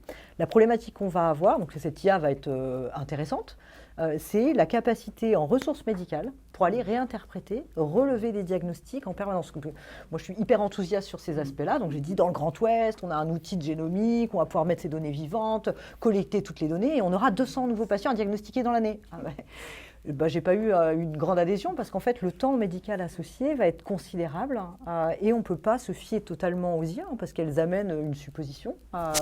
Et donc, elles vont aider, mais il faut que au niveau de la structuration médicale, de nos laboratoires, on soit en capacité d'aller accompagner en fait, cette transition pour amener des diagnostics. Parce que les patients, il faut les revoir, il faut être en capacité d'avoir des rendez-vous rapides. Voilà, donc c'est l'IA, oui, elle est en capacité de nous accompagner, les algorithmes, la connaissance du génome, elle s'améliore, mais comment structurellement, en fait, on accompagne cette transition. Et vraiment, c'est une transformation de nos pratiques. C'est la même inquiétude des généticiens à Necker quand on leur dit on va faire réduire l'errance. Ils disent mais du coup on va avoir plus de patients. Oui. Alors, ce qui est intéressant quand même, c'est que je pense que tout le monde a cette notion que l'amélioration du phénotypage, alors image ou texte, s'améliore parce que nous on a fait un audit de la verbosité en fait des comptes rendus et on voit bien une courbe en fait des descriptions de plus en plus détaillées des patients qui arrivent. 2020, petite baisse au moment du Covid, on la voit, on la sent parce qu'il y avait beaucoup moins de patients qui ont été vus et puis je pense que les consultations étaient plus rapides et on voit vraiment déjà, je crois qu'il y a une transformation dans la nécessité de ne pas garder des traditions orales, donc vraiment de donner des indications qui est là, donc ça c'est important. Professeur Attarian. Oui, une petite remarque, il y a deux mondes à part. Il y a génétique et imagerie où bénéficient vraiment des big data et des progrès énormes et le reste. Dans les maladies acquises, on parle beaucoup dans les maladies auto-immunes, dans les maladies, dans tout ce qui est non génétique, il y a une faiblesse qui est importante. On n'a pas ces outils-là. Autant que par exemple tout le développement qu'on a dans Vision, dans les outils de vision, enfin les réseaux de neurones de vision pour l'image, on l'a absolument pas dans d'autres domaines et c'est une faiblesse il faut penser, y compris génétique. Vous en profitez des maladies génétiques par non rares pour aller dans les maladies rares et le développement important. Juste un petit complément. Le vice-président du plan côté recherche, Alexandre Bello, est pédiatre et spécialisé dans les maladies auto-immunes de l'enfant. Donc c'est la filière FAI2R. Cette filière était très loin de, notamment Filnemus, qui nous a beaucoup aidé sur notre registre des impasses diagnostiques. Et Filnemus est la filière pilote pour nous, pour le troisième plan maladie rare sur le sujet. Et FAI2R, le sujet de ces impasses diagnostiques et de trouver des diagnostics par la génétique, ils étaient beaucoup moins présents. Et maintenant, en fait, ce que me dit Alexandre, c'est qu'ils s'aperçoivent que des maladies où ils pensaient que la génétique n'était pas du tout, n'interférait pas, en fait, si. Et ils retrouvent un fond génétique aussi sur des maladies auto-immunes, etc. Et ça, c'était vraiment intéressant, cette évolution aussi, pour une spécialité médicale qui semblait un peu plus loin, et en fait, qui va bénéficier aussi, et où il y a une préindication. Peut-être pour rebondir sur cet intérêt de la génétique, on parle de la génétique des maladies rares, mais il y a la génétique des maladies complexes qui a fait vraiment avancer le domaine depuis des années, ce qu'on appelle les Genome-Wide Association Studies, permettent quand même aujourd'hui d'envisager dans certains domaines le calcul de PRS. Donc c'est vrai, la notion il y a l'errance, mais il y a la prévention qui arrive. Je pense que peut-être le plan en V2 va commencer à adresser tout ça. Et là, l'IA va vraiment accompagner. Alors, l'IA, en termes de structuration de données, d'apprentissage, va nous aider, parce que dans les maladies rares, il y a quand même donc, ces maladies quasiment monogéniques, oligogéniques. On dit dans l'autisme omnigénique, c'est-à-dire finalement quasiment tout le génome participe, un peu comme le verre, la goutte qui fait déborder le vase en fait. C'est qu'il y a des génomes qui sont plus ou moins résilients, cette théorie de Thomas Bourgeron, de pouvoir finalement caractériser ce génome par des études populationnelles, c'est-à-dire que collectivement, en travaillant sur les maladies communes, il est probable qu'on arrive à mieux adresser aussi les maladies rares. Et que ces communautés vont devoir travailler ensemble. La génétique statistique des maladies communes travaille quand même aujourd'hui, grâce au plan, Emmanuel Génin, etc., aux maladies rares. Et donc, il y a, quand on parlait de porosité en fait, dans les domaines, on apprend de tous les domaines pathologiques en transversal pour ramener de l'information côté maladies rares. Et peut-être que le retour sera possible aussi, les images dans d'autres domaines. On va pouvoir faire le cercle vertueux des maladies rares aux maladies communes à un moment donné. Je vous propose du coup qu'on passe un petit peu à l'autre aspect qu'on n'a pas forcément abordé. Peut-être que je vais me tourner vers vous, David, mais c'est plutôt la partie plutôt de l'IA au service de la thérapeutique et éventuellement du drug discovery. Alors du coup, quelles sont les perspectives et qu'est-ce qu'on peut vraiment attendre de cet outil finalement dans ce domaine aujourd'hui ? Alors, l'enjeu, c'est que, pour mettre un peu de contexte, c'est que les développements de médicaments ou de thérapies géniques, et notamment des thérapies géniques absolument fantastiques qui traitent des maladies comme la l'amyotrophie spinale, c'est des traitements qui ont mis 15-20 ans pour voir le jour. Alors, il y avait des enjeux réglementaires, évidemment, de données, sans IA à l'époque, mais ce sont des développements qui sont très longs. Et il y a dans l'industrie pharmaceutique, il y a jusqu'à quelques années, il y avait encore une culture très expérimentale, avec des approches d'essais d'échecs, avec des grands screenings de molécules qui prennent beaucoup de temps et qui ont des taux finalement de succès faibles pour identifier quelles sont les bonnes molécules qui vont être efficaces sur des cohortes de patients, en s'apercevant au fur et à mesure des essais cliniques qu'on perdait encore plus de molécules candidates potentielles, jusqu'à ce qu'il y en ait une qui fonctionne, et c'est pour ça que ça met 15-20 ans.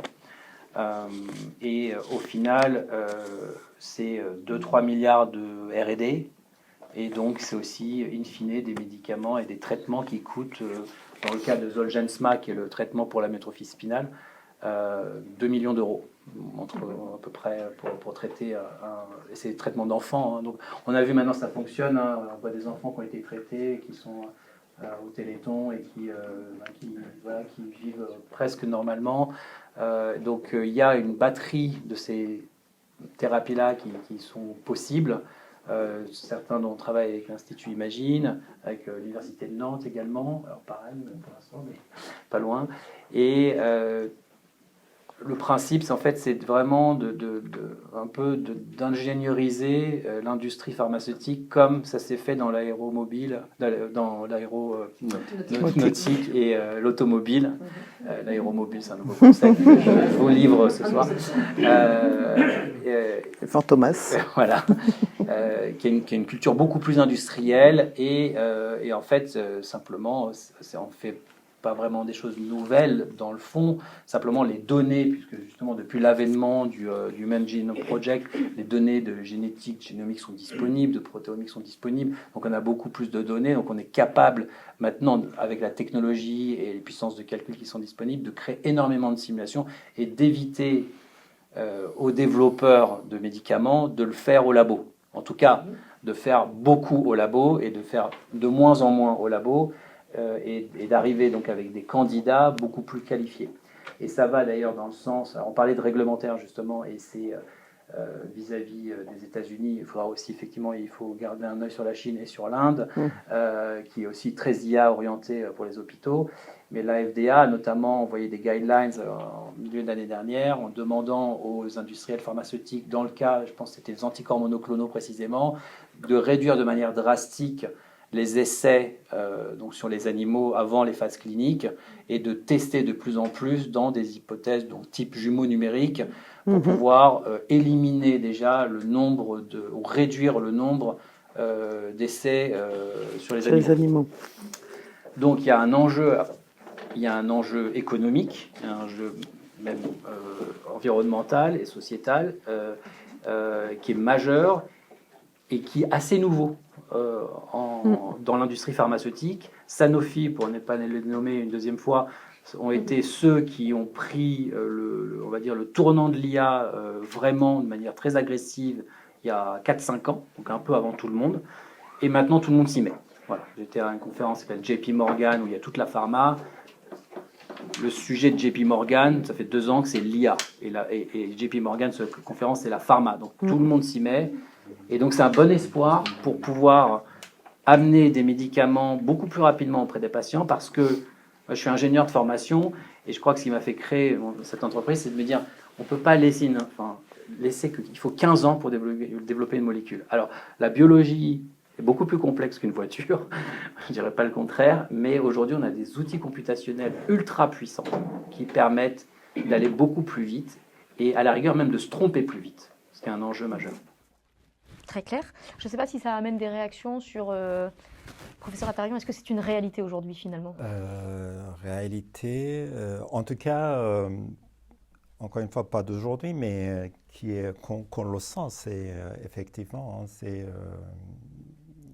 enfin, il y a beaucoup d'espoir et beaucoup de rationnel et beaucoup de chemin solide. Hein, ils sont...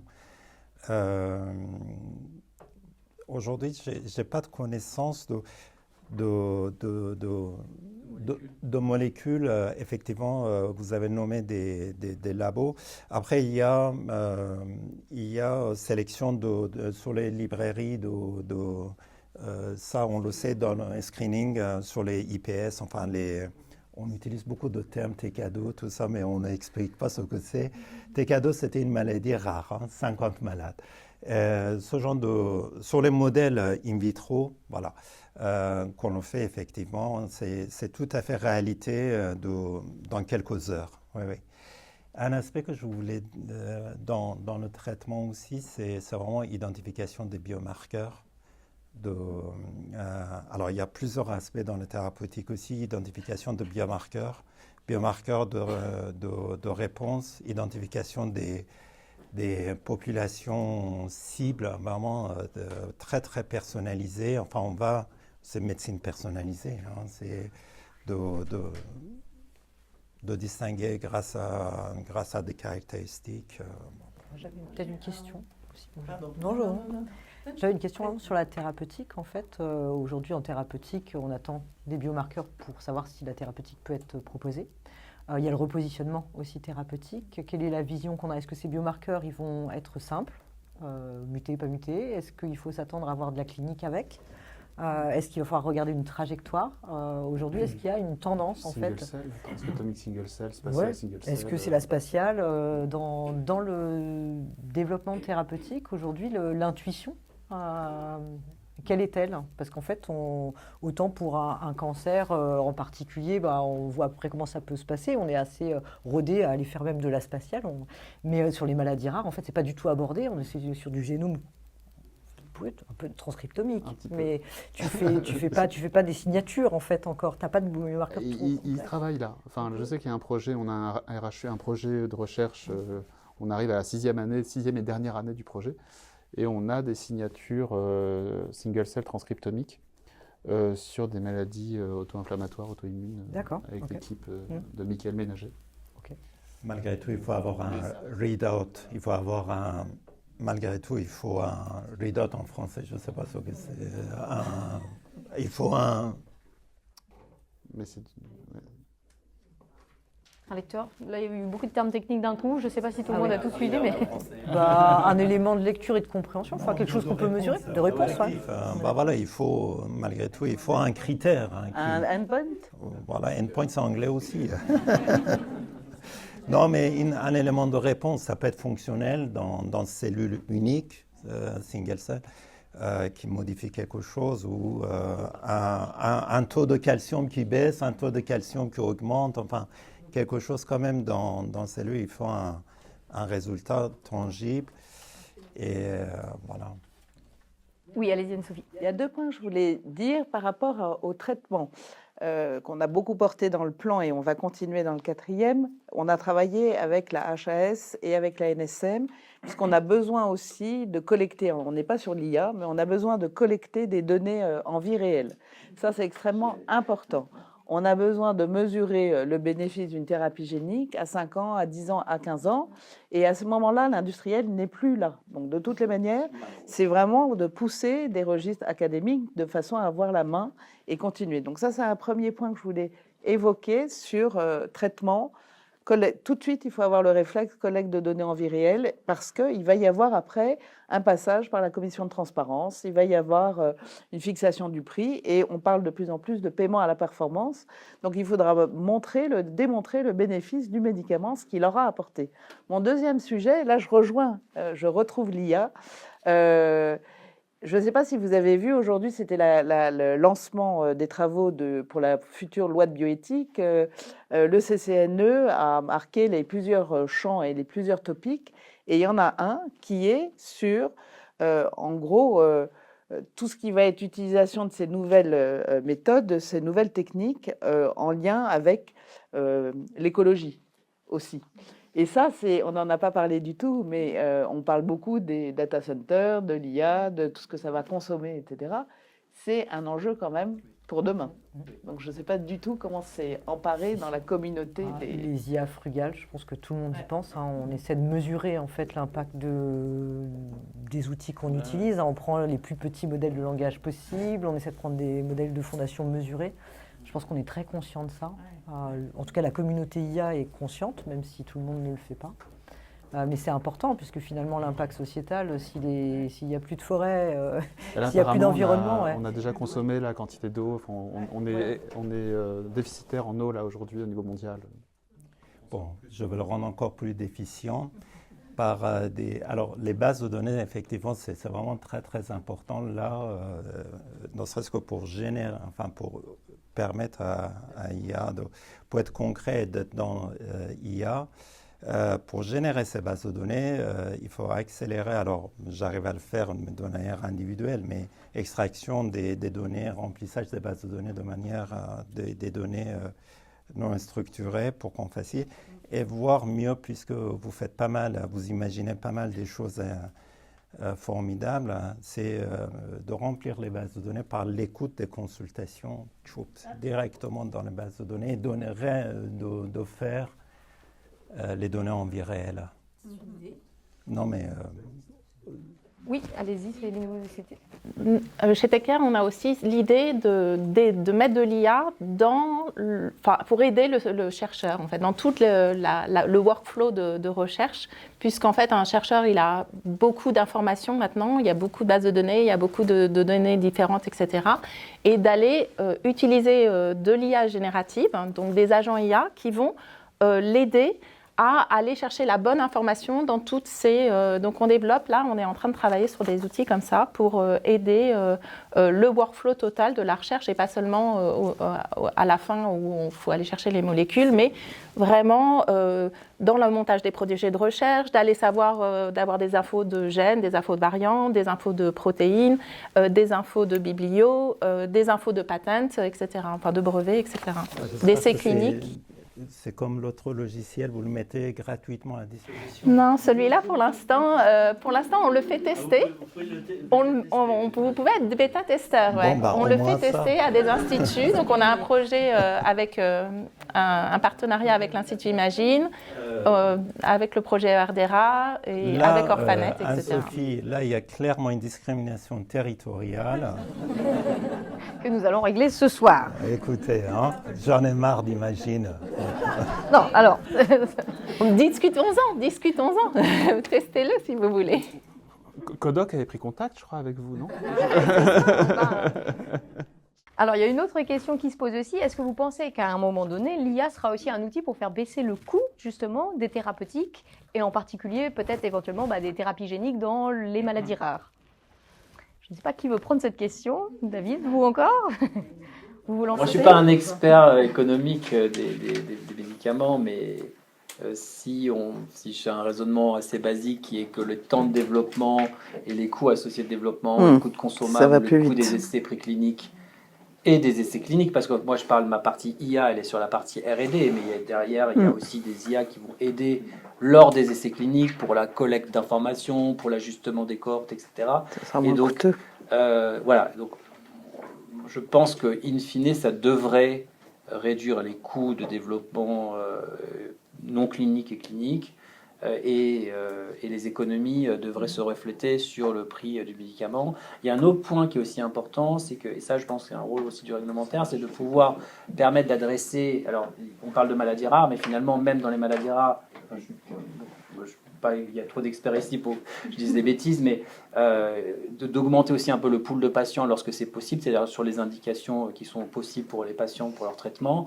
Et donc ça aussi, ça permet d'avoir une vision économique de la part de l'industrie pharmaceutique un peu plus intéressante, et donc de réduire les coûts si ils peuvent adresser des fois sur des, et ça c'est sans divulguer, mais on a des projets par exemple où le type de vecteur qu'on design peut adresser un type de maladie mais d'autres. Donc finalement, pour l'industriel, et même d'ailleurs pour les chercheurs et les laboratoires qui accompagnent, c'est intéressant parce que ça veut dire qu'on crée une plateforme qui développe un outil biologique qui peut être adressé pour des maladies rares et pour d'autres types de maladies, ou un certain type de maladie rare et un autre type de maladie rare. Ce qui fait que votre pool de patients, et on a des discussions avec les cliniciens de l'Institut Imagine, désolé, on est mal là. Mais je vais à Marseille lundi. Donc, qui permet d'augmenter finalement la population générale qui peut être traitée dans ce cas-là par ce type de vecteur, et donc ça devrait scaler, on va dire, sur les économies d'échelle. Alors moi j'ai plusieurs commentaires. Donc on le vit aujourd'hui, hein, c'est que ce soit en cardiologie ou en imagerie. L'IA est utilisée pour le diagnostic, mais voilà, là le coût c'est 20 €. Au contraire du coût de diagnostic de radiologue. En cardio, ils utilisent, sauf que enfin, c'est soumis à des sociétés privées qui sont à l'extérieur, puisqu'il n'y a pas d'infrastructure locale. Donc il faut soumettre à Claude. Alors, en ce qui concerne les prix de médicaments, je mets un petit bémol parce que, alors il y a des industriels, c'est pas grave, mais je ne crois pas que les prix baissent parce qu'ils raisonnent toujours sur le coût, la valeur, ceci et cela, et toujours on restera à 2 millions d'euros. Je ne crois pas qu'on diminue. Comment on ne pourra plus payer? Très bien. Donc, sur ces mots, donc samedi nuit, il n'y aura pas le professeur Attarian. Est-ce que finalement, il y a d'autres progrès significatifs avant qu'on se mette à parler des freins aussi de l'IA et de ce qui reste à faire? Est-ce qu'il y a d'autres progrès significatifs qu'on peut aujourd'hui attendre de l'IA sur la thérapeutique ou sur le diagnostic finalement? Je voudrais poser surtout une question. comment faire pour ne pas avoir besoin de data? Ah, alors là, je vous laisse répondre. Non, mais au moins d'économiser. Là, vous avez un modèle apprentissage automatique, enfin ce genre de choses. C'est-à-dire de ne pas avoir besoin de ressaisir une donnée et de ce travail laborieux de structuration. C'est-à-dire comment se débrouiller avec les données très rares, le minimum de data nécessaire. Nous, ce qui nous intéresse, c'est justement dans ce qu'on développe. En dehors des données synthétiques, en dehors des... Mais les données synthétiques, pour les générer, on a besoin d'avoir les données pour pouvoir les produire. Pas beaucoup. Mais pas beaucoup. Ça dépend ce qu'on veut dire par pas beaucoup, mais il en faut suffisamment en tout cas. Après, je pense qu'il y a quand même quelque chose à souligner pour ceux qui ne sont pas du domaine. C'est que quand on parle des entrepôts de données, c'est quand même des passoires. Il y a beaucoup de données manquantes. La donnée, elle n'est pas qualitative. Donc, un rôle de l'IA, c'est aussi de la rendre qualitative. Elle est éparse, elle est historique, il y a des shifts qui ont été faits avec des données scannées, des données à trous qui ne sont pas des trous, qui sont des NA, des tirés, des noms. Donc, en fait, il y a tout un espace où l'IA peut être intéressante en termes de structuration de la donnée et de la rendre qualitative. Parce que pour faire de bons algorithmes, on a besoin de données qualitatives. Je pense que la donnée, c'est le nerf de la guerre. Au-delà de l'algorithme, on parle beaucoup de modèles, de gens qui font des modèles, mais si la donnée, elle n'est pas bonne, shit in, shit out, il n'y a rien qui se fait. Donc ça, c'est important. En fait, tout dépend de ce qu'on veut faire avec l'IA.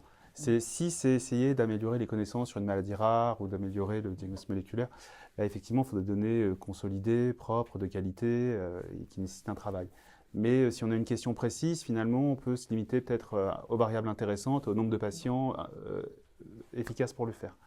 En revanche, quand on veut fouiller 1 million de dossiers patients pour essayer de retrouver les 3 patients qui n'ont pas été diagnostiqués, il faut faire avec les données qui sont dedans. C'est-à-dire qu'on ne va pas demander aux médecins de revoir les dossiers et puis de réécrire mieux ce qu'ils avaient écrit. Donc on fait avec les données sales. Oui, c'est ça. Et on se rend compte qu'avec ces données, on arrive quand même, malgré tout, à retrouver des patients non diagnostiqués, on arrive quand même à repêcher des patients. Donc c'est chouette. Voire à trouver des nouveaux symptômes. Voire à trouver des nouveaux symptômes. Oui, par exemple, des nouveaux symptômes, mais même carrément à retrouver des patients non diagnostiqués. Il y a un impact direct. Malgré la qualité des données qui est tout à fait... Des nouveaux symptômes? Oui, ils ont vu ça pour le RET. Non, en fait, des nouveaux symptômes, ça m'étonne, symptômes. C'est pas des nouveaux... C'est plus des symptômes qui n'étaient pas décrits dans les bases de connaissances. Donc c'est réidentifier des nouvelles causes ou donner symptômes. Pas associé à des maladies, en fait. Pas décrit dans la littérature sur cette maladie particulière. Et de pouvoir, de l'ostéoporose. C'est pas nouveau, mais... Ouais. Du coup, aujourd'hui, quels sont en gros les principaux freins aujourd'hui de l'IA, ce qu'on ne parvient pas encore à faire, en tout cas, ou ce qui peut rester bloquant et qui sont un petit peu les perspectives derrière de développement pour les prochaines années? Je pense qu'il y a une grande difficulté. On parlait donc des maladies rares. On a tous travaillé sur des critères d'agrégation. On cherche des similarités entre choses rares et avec une dimension temporelle. Donc on est vraiment dans des difficultés quand même majeures. C'est-à-dire, c'est quoi un patient similaire? Comment je vais aller le chercher? Quels sont les indicateurs? Est-ce qu'ils sont pertinents cliniquement? Parce qu'il se peut qu'il y ait des indicateurs, mais qui ne soient pas du tout pertinents cliniquement. Donc il y a quand même ce challenge dans la dimension temporelle. Et puis une fois qu'on a défini des patients qui sont similaires à un temps T, c'est peut-être pour les patients qui sont dans des phases moins évolutives de pouvoir prévenir en fait, de pouvoir améliorer le parcours de soins. Et donc l'IA, elle va aussi devoir orchestrer ça, c'est-à-dire notre capacité à prévenir en fait ville-hôpital, comment on organise en fait le parcours de soins. Je pense qu'il y a ces challenges-là qui peuvent être aidés par les IA agentiques, par la structuration de la donnée. Je pense que c'est des points essentiels.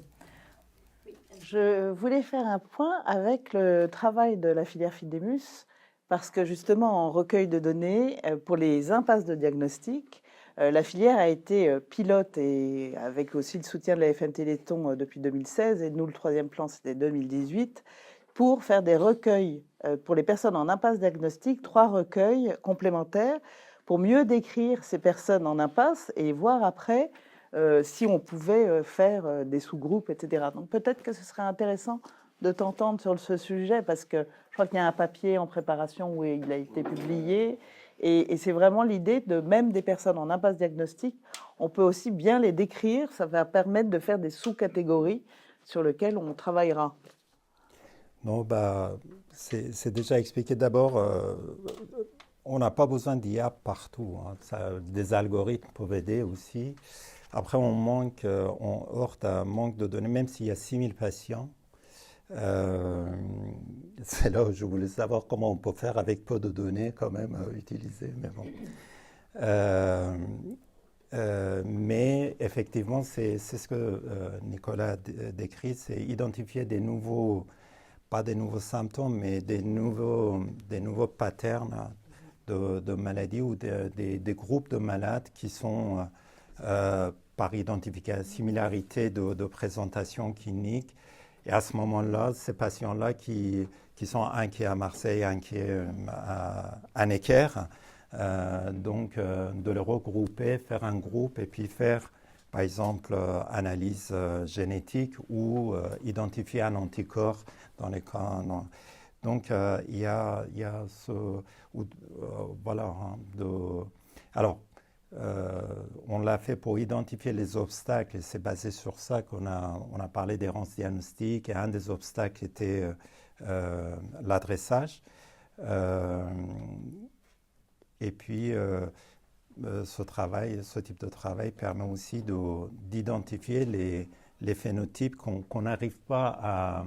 Enfin, l'œil humain n'a pas pu voir les liens pour les identifier effectivement et diminuer l'errance diagnostique dans ce sens. Peut-être un point sur les freins et la structuration de la donnée. Alors il est toujours mieux de travailler sur les résultats parce que c'est là où on brille, hein. On a fait des nouvelles découvertes. Il faut savoir qu'il y a des gens de l'ombre qui font toute la tuyauterie pour organiser la donnée et notamment en France on a quand même une volonté à la centralisation au travers du plan, le CAD. Mais le CAD il est figé à un temps T, c'est comment on le rend interopérable avec des données de soins en vie réelle. Et comment, en fait, cette donnée, on va la structurer, comment on va récupérer la donnée des algorithmes qui leur donne de la valeur. En fait, il y a le frein... Explique ce que c'est le CAD. Ah oui, le CAD, c'est le collecteur analyseur de données qui vise à agréger toutes les données génétiques ensemble, au même endroit et réexploitables pour la recherche. C'est le plan France Médecine génomique. Sequoia et Oragel. Voilà, donc ces données, les plateformes, elles sont centralisées parce que l'industrialisation permet de travailler des process industriels, donc de réduire les coûts, ça c'est important. Puis la donnée, on va la mettre dans un système. En Europe, il y aura plusieurs systèmes, mais après, le patient, il est quand même chez lui. Alors, il est à Lorient, on va changer d'imagine et de Marseille. Pourquoi il est à Lorient? Il a sa trajectoire de santé à Lorient. Il y a des données qui sont collectées, alors qui sont dans le dossier médical patient, mais il faut que tout ça traverse. Et je pense qu'on améliorera en fait l'usage de l'IA en fluidifiant la donnée et sa capacité en fait à être analysable et récoltable. Ça c'est vraiment et c'est pas ce qu'il y a de plus enrichissant quand on est scientifique ou qu'on travaille dans un domaine hospitalier. La tuyauterie c'est pas ce qui est le plus le plus gratifiant. Donc je pense que c'est des choses aussi à valoriser. La structuration de la donnée dans un état c'est une valeur importante et la mettre en œuvre, l'orchestrer va nous permettre d'être dans un système qui est différent des US, qui est très agrégé, grosse industrie, et ben nous, on a de la haute couture partout. Et je pense que la haute couture, elle n'est pas prête de partir pour autant. Donc, c'est important de les rendre exploitables. Oui, je voulais juste revenir sur le fait qu'on a parlé de modèles un peu plus frugaux qui vont utiliser moins de temps de calcul, qui vont utiliser moins de ressources. Ça, c'était un point intéressant. Et je pense qu'il y a aussi des aspects gouvernance qu'il faudrait aussi prendre en compte. C'est-à-dire que pour le moment, il y a aussi cette idée que d'avoir des données... dans des clouds peut-être européens plutôt qu'américains ou des choses comme ça, ou des algorithmes qui vont tourner dans des... Voilà, il y a cet aspect-là. Et puis les aspects sécurité aussi, je pense que de cybersécu qu'il faudrait prendre aussi en compte, parce que tout ça, c'est lié en fait. Il faut voir ça de manière un peu globale dans un contexte donné. Bon, je suis désolée, j'ai mis un froid là. Mais voilà, c'est des vrais questionnements en fait. D'autres freins éventuellement ou choses qu'on n'est pas encore capable de faire par l'IA peut-être, donc, parce que là on a quand même beaucoup parlé des perspectives et de ce que l'IA permettait de faire, mais voilà, est-ce que vous voyez encore, vous qui êtes des experts, des limites ou des choses sur lesquelles on avance finalement pas autant que ce qu'on aurait pu espérer ou pas comme on l'aurait voulu? Moi, il y a un enjeu, on a un peu parlé de l'Europe, mais quand on est sur de l'ultra rare, c'est de voir comment ces techniques et ces chercheurs s'organisent au niveau de l'Europe. Ça, c'est clair que pour moi, c'est un enjeu hyper important. Qui nous permettra peut-être même de passer justement certaines steps qu'on n'est pas capable de... Mais on reste bien au niveau de l'Europe. Oui, mais on construit, mais c'est pas encore là. On a du mal à le rendre concret, en fait. Et puis après, c'est important d'échanger l'information scientifique au niveau mondial, mais de ne pas donner tous nos données aux États-Unis, quoi. Enfin, c'était plus cette idée-là, quoi. Très bien, donc j'ai peut-être une dernière question pour... Ah pardon, allez-y. Dans les freins au-delà de l'algorithme, de sa capacité à apporter de l'intelligence, à être un bon outil, je pense qu'il y a la capacité à former. On a vraiment un problème de formation, formation des médecins, formation des experts. La disponibilité est importante. Finalement, est-ce qu'on en discutait avec les responsables de l'INSERM, d'avoir un pool en fait, de data scientists seniors volants qui viendraient aider. Voilà. C'est comment on s'organise pour avoir une matière grise efficace, mais que cette matière grise ne soit pas toute seule et isolée dans une tour d'ivoire, mais qu'elle soit comprise par les professionnels. Et il y a des nécessités de former à tous les niveaux de l'IA, du basique. Qu'est-ce que je peux faire, qu'est-ce que je peux ne pas faire, finalement, sur quoi repose un algorithme, parce que bon, c'est intelligent, mais en fait, ça reste de l'algorithme. Donc, et après, jusqu'au super expert qui va en fait nous amener à être encore meilleurs. Et le frein, ça peut être aussi une incompréhension. Je pense que ça, c'est important de bien former, d'avoir des niveaux. L'association américaine, d'ailleurs, des médecins américains, ont fait toute une lettre ouverte sur l'importance que les médecins soient présents quand une société crée un outil d'IA médical, que les médecins soient impliqués dans cette création et qu'il n'y ait pas des outils qui apparaissent sans qu'il y ait aucune expertise médicale. De la création. De la création, dès la conception, et à la validation. Impliqués dans la conception des outils IA. Et les associations de patients. Oui, donc du coup, peut-être ma dernière question avant qu'on prenne les questions du public, ce serait pour chacun d'entre vous, si je vous propose qu'on fasse justement un petit tour de table, en quelques mots, d'après vous, demain, où se jouera réellement l'avenir de l'IA? Quel sera vraiment le sujet qui serait capable justement de transformer ou de renverser la table, ou voilà, vraiment cet effet waouh de l'IA, on l'attend où demain? Céline, Alors moi, je pense que l'IA, il faut qu'elle devienne presque transparente en fait, enfin, invisible pour l'utilisateur, pour le médecin, donc ça l'aide, mais qu'il n'ait pas forcément besoin de se dire « Oh, j'utilise de l'IA », comme en fait on utilise tous de l'IA dans nos portables et qu'à terme, en fait, dans toute la chaîne, que ce soit de la recherche ou au diagnostic, en fait, on puisse, ou au traitement, on puisse utiliser l'IA à toutes les étapes. Sans s'en rendre compte finalement. Sans s'en rendre compte, ouais. Nicolas? Alors, ça va être un peu plus technique, mais c'est vraiment sur la multimodalité, c'est-à-dire être capable d'intégrer dans ces modèles d'IA du texte, de la photo, de l'image, du moléculaire, et de pouvoir intégrer toutes ces données pour avoir une médecine encore plus personnalisée. Merci beaucoup. Marie? C'est une question qui est très très compliquée, qui n'est pas facile. Je pense qu'on est très, on a été, nous on a vécu deux révolutions, les omics, l'IA, c'est déjà fabuleux, et on nous en demande encore plus. Alors on dit que les modèles de langage sont intelligents, ça prédit le mot d'après, c'est très très pertinent, ça permet de prendre un contexte, d'aller vite. Moi l'IA qui me fait rêver, c'est celle qui ne va pas paupériser la matière grise humaine. Ma grande peur, c'est ça. Et c'est ce que j'enseigne à mes étudiants, c'est n'utilisez pas l'IA sur une feuille blanche, travaillez d'abord et confrontez après. Je pense qu'il y a un réel risque de l'IA à perdre nos pratiques, à perdre notre savoir. Et pour moi, l'IA qui va avoir du succès, c'est celle qui nous permet, nous, de nous améliorer en fondation de notre cerveau humain.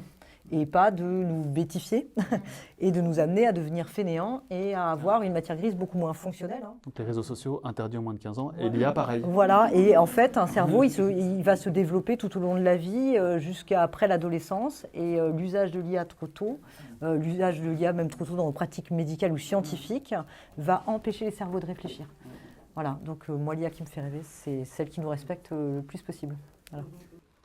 Merci. David? Oui, dans la continuité, c'est vrai que l'IA comme assistant, outil ultra puissant pour aller lire des jeux de données qui sont pas lisible par le cerveau humain, en tout cas dans un temps raisonnable, ou pas du tout d'ailleurs lisible et interprétable par le cerveau humain. C'est une IA qui a un vrai impact.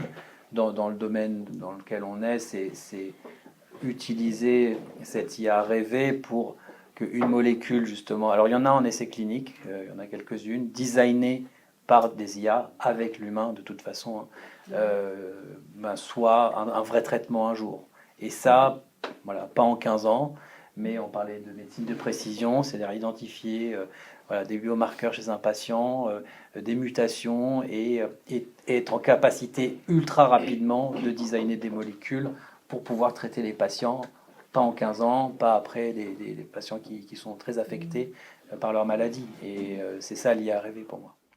Merci beaucoup, Anne-Sophie. Alors moi, que l'IA soit un outil et pas une fin en soi, et que l'IA soit aussi le lien, comme on l'a ce soir, entre les communautés. C'est-à-dire qu'on a la communauté maladies rares, mais que la communauté des maladies rares soit proche de la communauté de l'IA, je dirais, parce que je pense que c'est cette dynamique de dialogue et de co-construction qui sera très intéressante pour demain et pour vraiment avoir des bénéfices, notamment thérapeutiques. Je vais être très long. Hein. Oui, très bien. Et je vais contredire. Parfait. Non, moi, c'est... finalement, je pense que c'est dans ma vie, enfin, de tous les jours avec les malades, ça va être partout. Enfin, partout. De toute façon, c'est une force. Et il faut qu'on sache Enfin, il va, quoi qu'on fasse, il va faire son trajet. À nous de ne pas devenir bête, effectivement, mais il va faire le courant, il faut le prendre. Alors, dans toute ma vie professionnelle, on va dire, hein, donc il y a la partie automatisation, la partie aide au diagnostic, la partie recherche d'informations. Dans l'automatisation, on peut aller très loin jusqu'à... Là, il y a des modèles, enfin, il y a des programmes où le patient est analysé en Zoom par IA, identifié, diagnostiqué, évalué, avec toute une chaîne. Bon, je pense qu'on va aller vers ce genre de programme, voir les évaluations, ne serait-ce que de filmer un malade et au cours de temps et faire des évaluations d'essais cliniques là-dessus. Voilà, ce genre d'automatisation, d'assistance. Et puis, les recherches de biomarqueurs, identification des groupes de patients pour finalement aller vers le thérapeutique, hein, qui est la partie bon, finalement, pour aller d'errance diagnostique et arriver au diagnostic et améliorer finalement la qualité de vie des patients. Merci beaucoup. Alors, ce que je vous propose du coup, c'est d'ouvrir les interventions et les questions maintenant au public. On va peut-être commencer, on a la chance d'avoir Jean-François Briand de l'AFM Téléthon avec nous également. Est-ce que vous pourriez nous donner déjà votre sentiment sur ce qui a été dit aujourd'hui sur cette table ronde? Je vais peut-être me lever. Merci. J'ai entendu beaucoup de choses qui m'ont bien plu aujourd'hui et je voudrais revenir quand même sur quelques éléments. Toutes les questions autour de l'IA, nous, associations de patients, mais aussi opérateurs de la recherche, c'est quelque chose dont on est parfaitement conscient. La preuve, on voit passer chaque année des centaines de projets qui nous sont soumis et de plus en plus de projets intègrent une composante IA. Donc il faut forcément que nous, on s'en saisisse. Juste pour revenir sur 2-3 points. Les maladies ultra rares, donc très peu de malades, forcément, on ne peut pas imaginer, réfléchir en termes de quantité, en termes de masse. Donc il faut forcément réfléchir en termes de qualité de la donnée, exhaustivité de la donnée et aussi des données longitudinales. Parce qu'on sait très bien que dans les développements thérapeutiques pour les maladies ultra rares, le patient va être son propre contrôle. On n'aura pas des essais cliniques. Et donc, il est important d'avoir des données sur le long terme qui vont nous permettre de dessiner des trajectoires d'évolution de la maladie et de prédire potentiellement l'effet que va avoir n'importe quelle thérapie mis au point.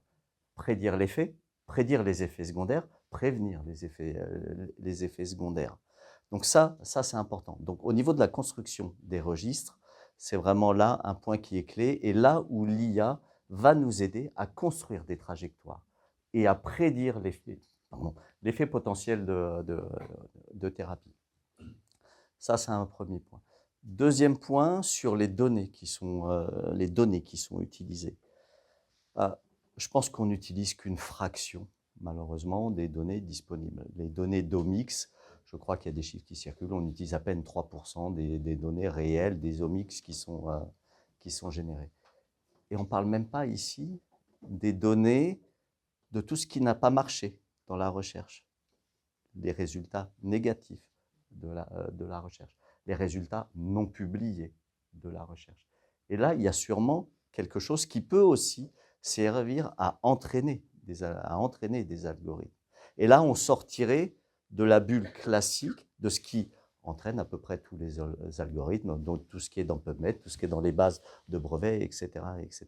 Donc là, je pense qu'il y a aussi un champ d'action sur lequel il faut réfléchir.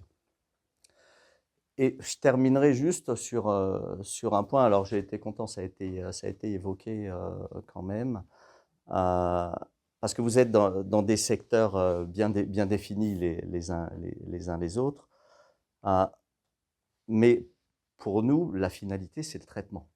Une association de malades, la finalité, c'est le traitement. Ça passe par, bien sûr, l'identification du malade, son diagnostic. Le diagnostic amène à la prise en charge. La prise en charge va demander derrière qu'on essaye de trouver des traitements, d'imaginer des traitements. Donc là, à toutes ces étapes-là, l'IA va avoir son utilité. Et derrière, il faut bien sûr qu'une fois qu'on a mis au point un traitement, il soit disponible, il soit rendu disponible à un plus grand nombre de malades, si ce n'est à la population entière qui pourrait en bénéficier.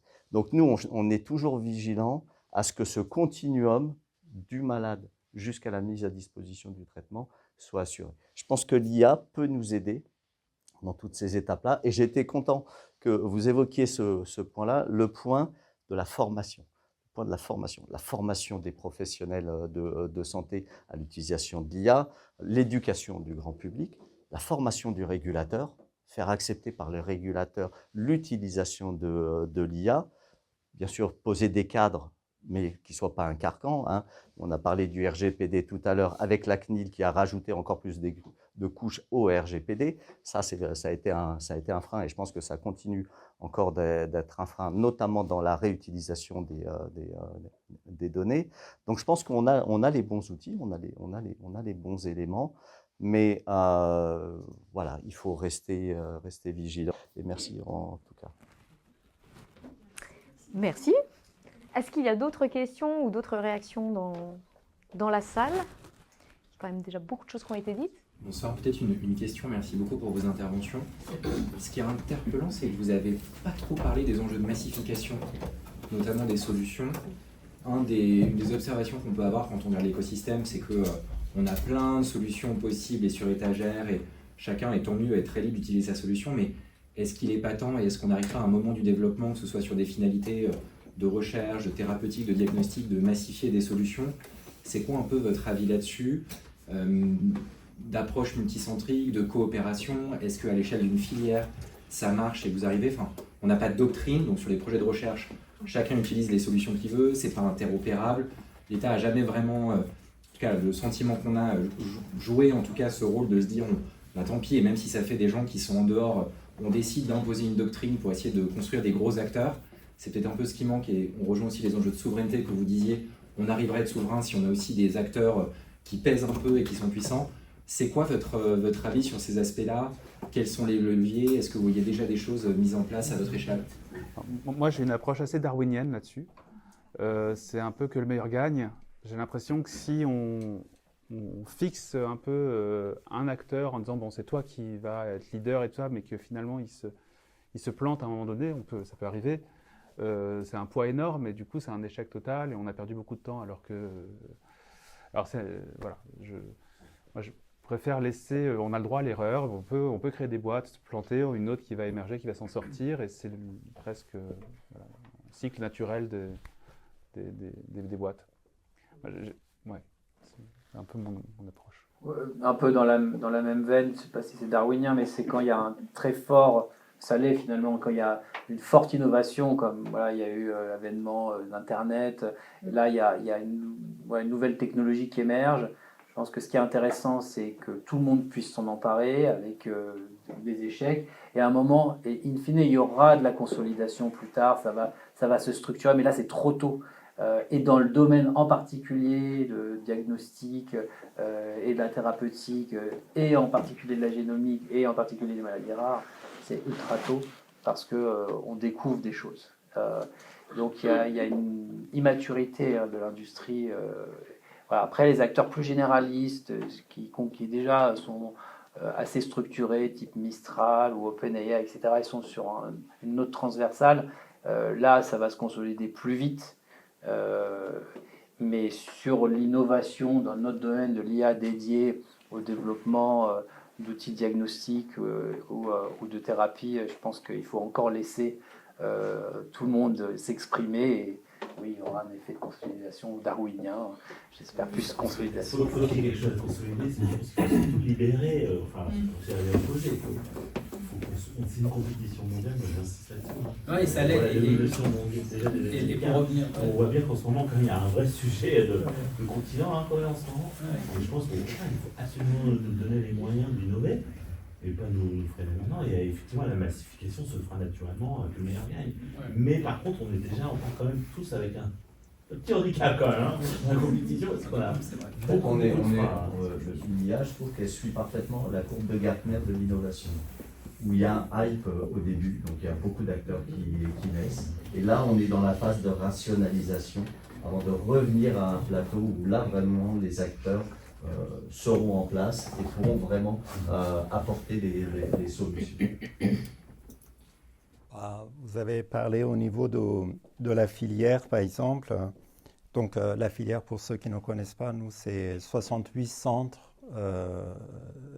à peu près 40 gros centres et puis trentaine de centres intermédiaires. Donc, c'est un gros acteur, quoi qu'il en soit.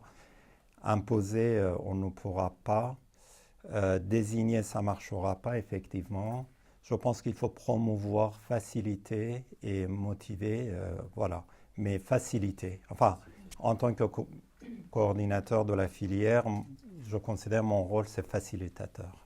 De donner les moyens, de les d'encourager, je veux dire, dans le bon sens. Et puis, voilà.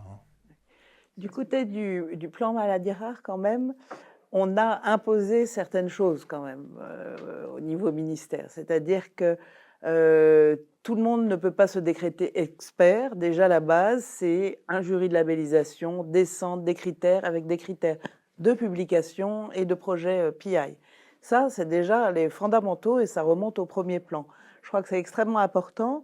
Les filières aussi, le modèle des filières, ce qui est très intéressant, c'est qu'ensuite, elles imposent, elles ont aussi une forme d'autonomie, mais elles ont développé, et notamment chez Philnemus, pour les traitements, un guichet unique. Ça, c'est extrêmement intéressant. Il y a une stratégie pour ne pas disperser les forces et que quand un essai clinique arrive, quand il y a des besoins de recrutement, ils s'organisent pour décider. Le dépistage néonatal de la SMA, cette capacité de se mobiliser, de faire une RCP nationale sur un traitement, ça a été aussi la force pour pouvoir prouver qu'ils pouvaient diagnostiquer après un dépistage très rapidement et traiter, surtout dans les 3 semaines maximum. Ça, c'était très important.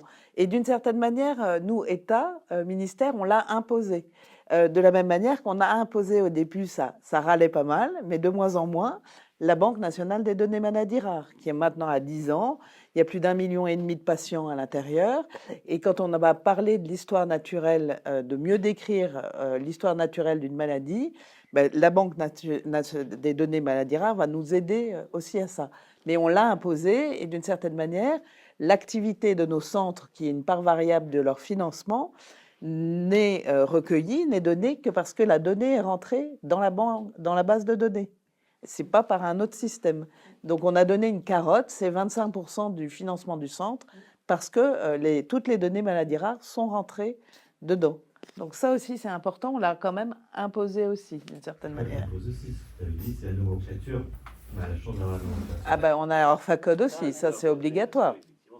Ah ben ça c'est sûr, mais on l'a dans la fiche maladie rare. Que ça soit d'origine française, qu'on se refasse imposer une nomenclature. Oui, mais on ne l'a pas dans tout, et c'est tout le travail avec la DNS. Imposer les codes ORFA de façon, on l'a dans la résolution de l'OMS internationale où on a réussi à mettre les codes ORFA dedans, mais on l'a pas encore au niveau national dans le dossier patient. Et ces codes sont hyper importants justement pour les machines, parce que les machines, elles comprennent mieux les codes que les comptes rendus et les signes cliniques écrits. Bon, nous, on trouve que... Le contexte de la phrase permet d'être plus souple. Tu peux avoir l'hypothèse d'un diagnostic ORFA, alors que quand tu mets le code, tu n'as que le code. Mais si tu as l'hypothèse, la phrase... Moi, j'avais un commentaire sur la massification. Je pense qu'il faut voir deux niveaux. Je pense que la massification nécessite l'adhésion à une vision, à une capacité d'exécution, ce qui est important dans le diagnostic, c'est-à-dire qu'il va falloir orchestrer des machines. Donc là, en fait, après, il peut y avoir plusieurs machines et puis que le meilleur gagne. Je pense que vous l'avez bien illustré, la contraposée est toujours nécessaire, notamment dans la recherche. Il faut sortir de la boîte, outside the box, et regarder un petit peu ce qui se passe. Et on risque, à vouloir mettre la recherche au rythme de l'innovation, de perdre en fait cette capacité à regarder différemment les objets qu'on étudie et à se paupériser. La recherche, c'est un espace de liberté, c'est un espace de créativité. C'est un espace où on questionne les choses. Clairement, on se pose la question avec des collègues et toutes ces publications qu'on aurait pu écrire de résultats négatifs ne sont-elles pas importantes aujourd'hui? Et je pense que c'est vraiment essentiel. Il y a plein d'objets comme ça dans la recherche qui viennent d'un moment d'apaisement, d'un moment d'observation, de contemplation de la donnée, de connaissance de notre environnement. Et ça, c'est complètement à l'opposé de la massification, à mon sens. Et il faut jouer les deux. Mais il faut être en capacité de pouvoir orchestrer, rester souverain, parce que les machines qui vont produire en masse vont faire des flux financiers. Ces flux financiers doivent amener aussi des degrés de liberté qui vont nous permettre d'innover. C'est-à-dire que les initiatives nationales sont importantes, oui, mais elles ne doivent pas être au détriment des initiatives locales. Et c'est ça qu'il faut réussir à bien doser dans le curseur. Il ne faut pas paupériser en fait la diversité qui amène justement des étincelles. Des fois on nous oppose, on dit mais pourquoi tu fais ça? Ça existe, il y a une initiative nationale, machin, qui dit qu'il faut faire ça. Je dis oui, mais du coup si on fait un truc peut-être mieux, on ne sait pas. Ouais. Et si on n'apprend pas ce que c'est faire en fait, ce que savent faire les grosses industries, on ne pourra pas innover puisqu'on perdra de la vitesse. Donc il faut faire les deux en fait.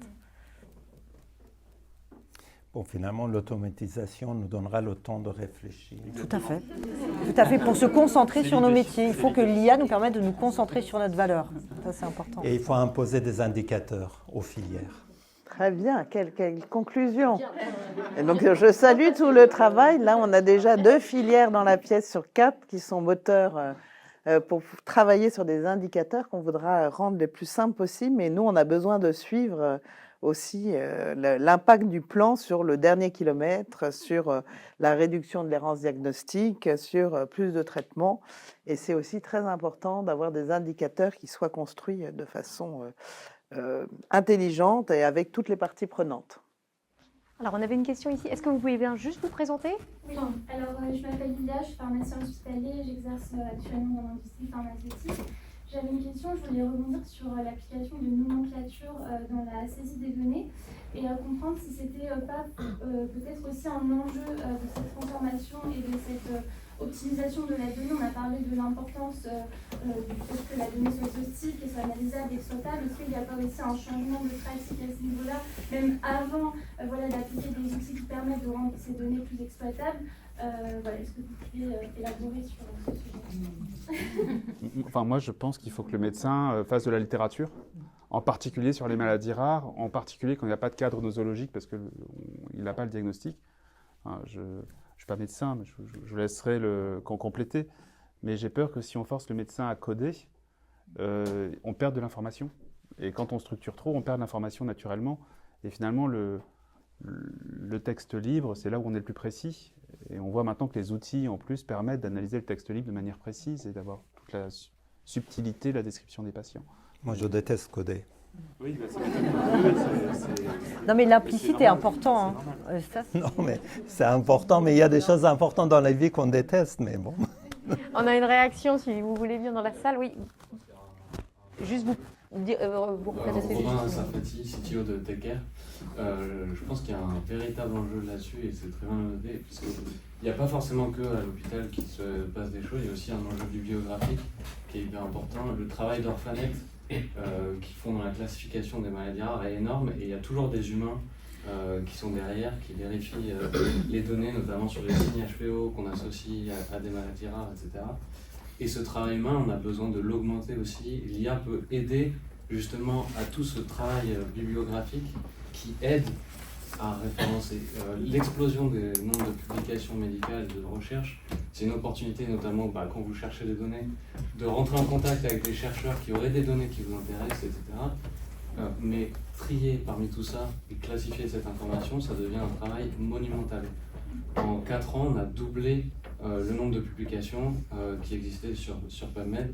Et donc l'IA va justement permettre de renseigner et documenter ça. Alors là, j'ai quand même un bémol à mettre. On sait très bien qu'il y a des moulins à papier. C'est-à-dire qu'en fait, il y a de l'IA qui génère de la donnée et qu'il faut être très précautionneux aujourd'hui parce qu'il y a une batterie de ce pourcentage de publications qui est générée par IA. C'est exactement un problème que va rencontrer Orphanet dans sa gestion de documentaire. C'est qu'il y a des moulins à papier. Il y a l'IA qui va générer de plus en plus de papier. Comment est-ce qu'on se débarrasse de tous ces papiers qui sont polluants et on se concentre sur la vraie recherche qui apporte de la vraie valeur? La problématique, c'est que les reviewers aujourd'hui sont d'abord IA centrés. On l'a vu sur certains congrès de l'IA, où en fait il y a eu des abstracts d'experts retoqués qui ont fini par comprendre que toute la sélection des abstracts pour ce congrès-là avait été faite par des IA. Et donc en fait là on arrive sur du référencement par IA, sur le fait qu'on va arriver sur des standards où l'humain en fait ait la capacité de discourir avec un alter ego dans une discussion médicale ou scientifique va être complètement modifié. Et donc il va falloir qu'on soit en capacité de sélectionner généré par IA, pas généré par IA. Et j'apporterai un modulo aussi, c'est que on a tous vu ces papiers, notamment dans Nature il y a quelques temps, indiquant que à peu près la moitié des publications n'étaient pas reproductibles. Donc il y a aussi la qualité des publications. Et donc si on entraîne des algorithmes sur des publications dont on n'est pas sûr de la qualité, derrière, qu'est-ce qui va sortir comme résultat, comme analyse de cette IA? Et là, c'est un vrai problème. Ça. Il y a des outils qui sont déjà sortis, mais un papier de Stanford qui est sorti là-dessus, ça s'appelle Paper to Agent, où justement il récupère tous les papiers et l'IA va recréer l'environnement qui est décrit et essayer de reproduire, et donner un verdict sur la reproductibilité de l'expérimentation et du papier de recherche. Donc il va y avoir une infrastructure méta aussi qui va se créer sur la vérification de ce papier, et c'est une explosion d'informations qui nous arrive, qui va être très très dure à gérer. On a une dernière question avant de clôturer cette table ronde? Non? Oui, allez-y. Oui. Juste par rapport à... pardon, j'avais une autre question.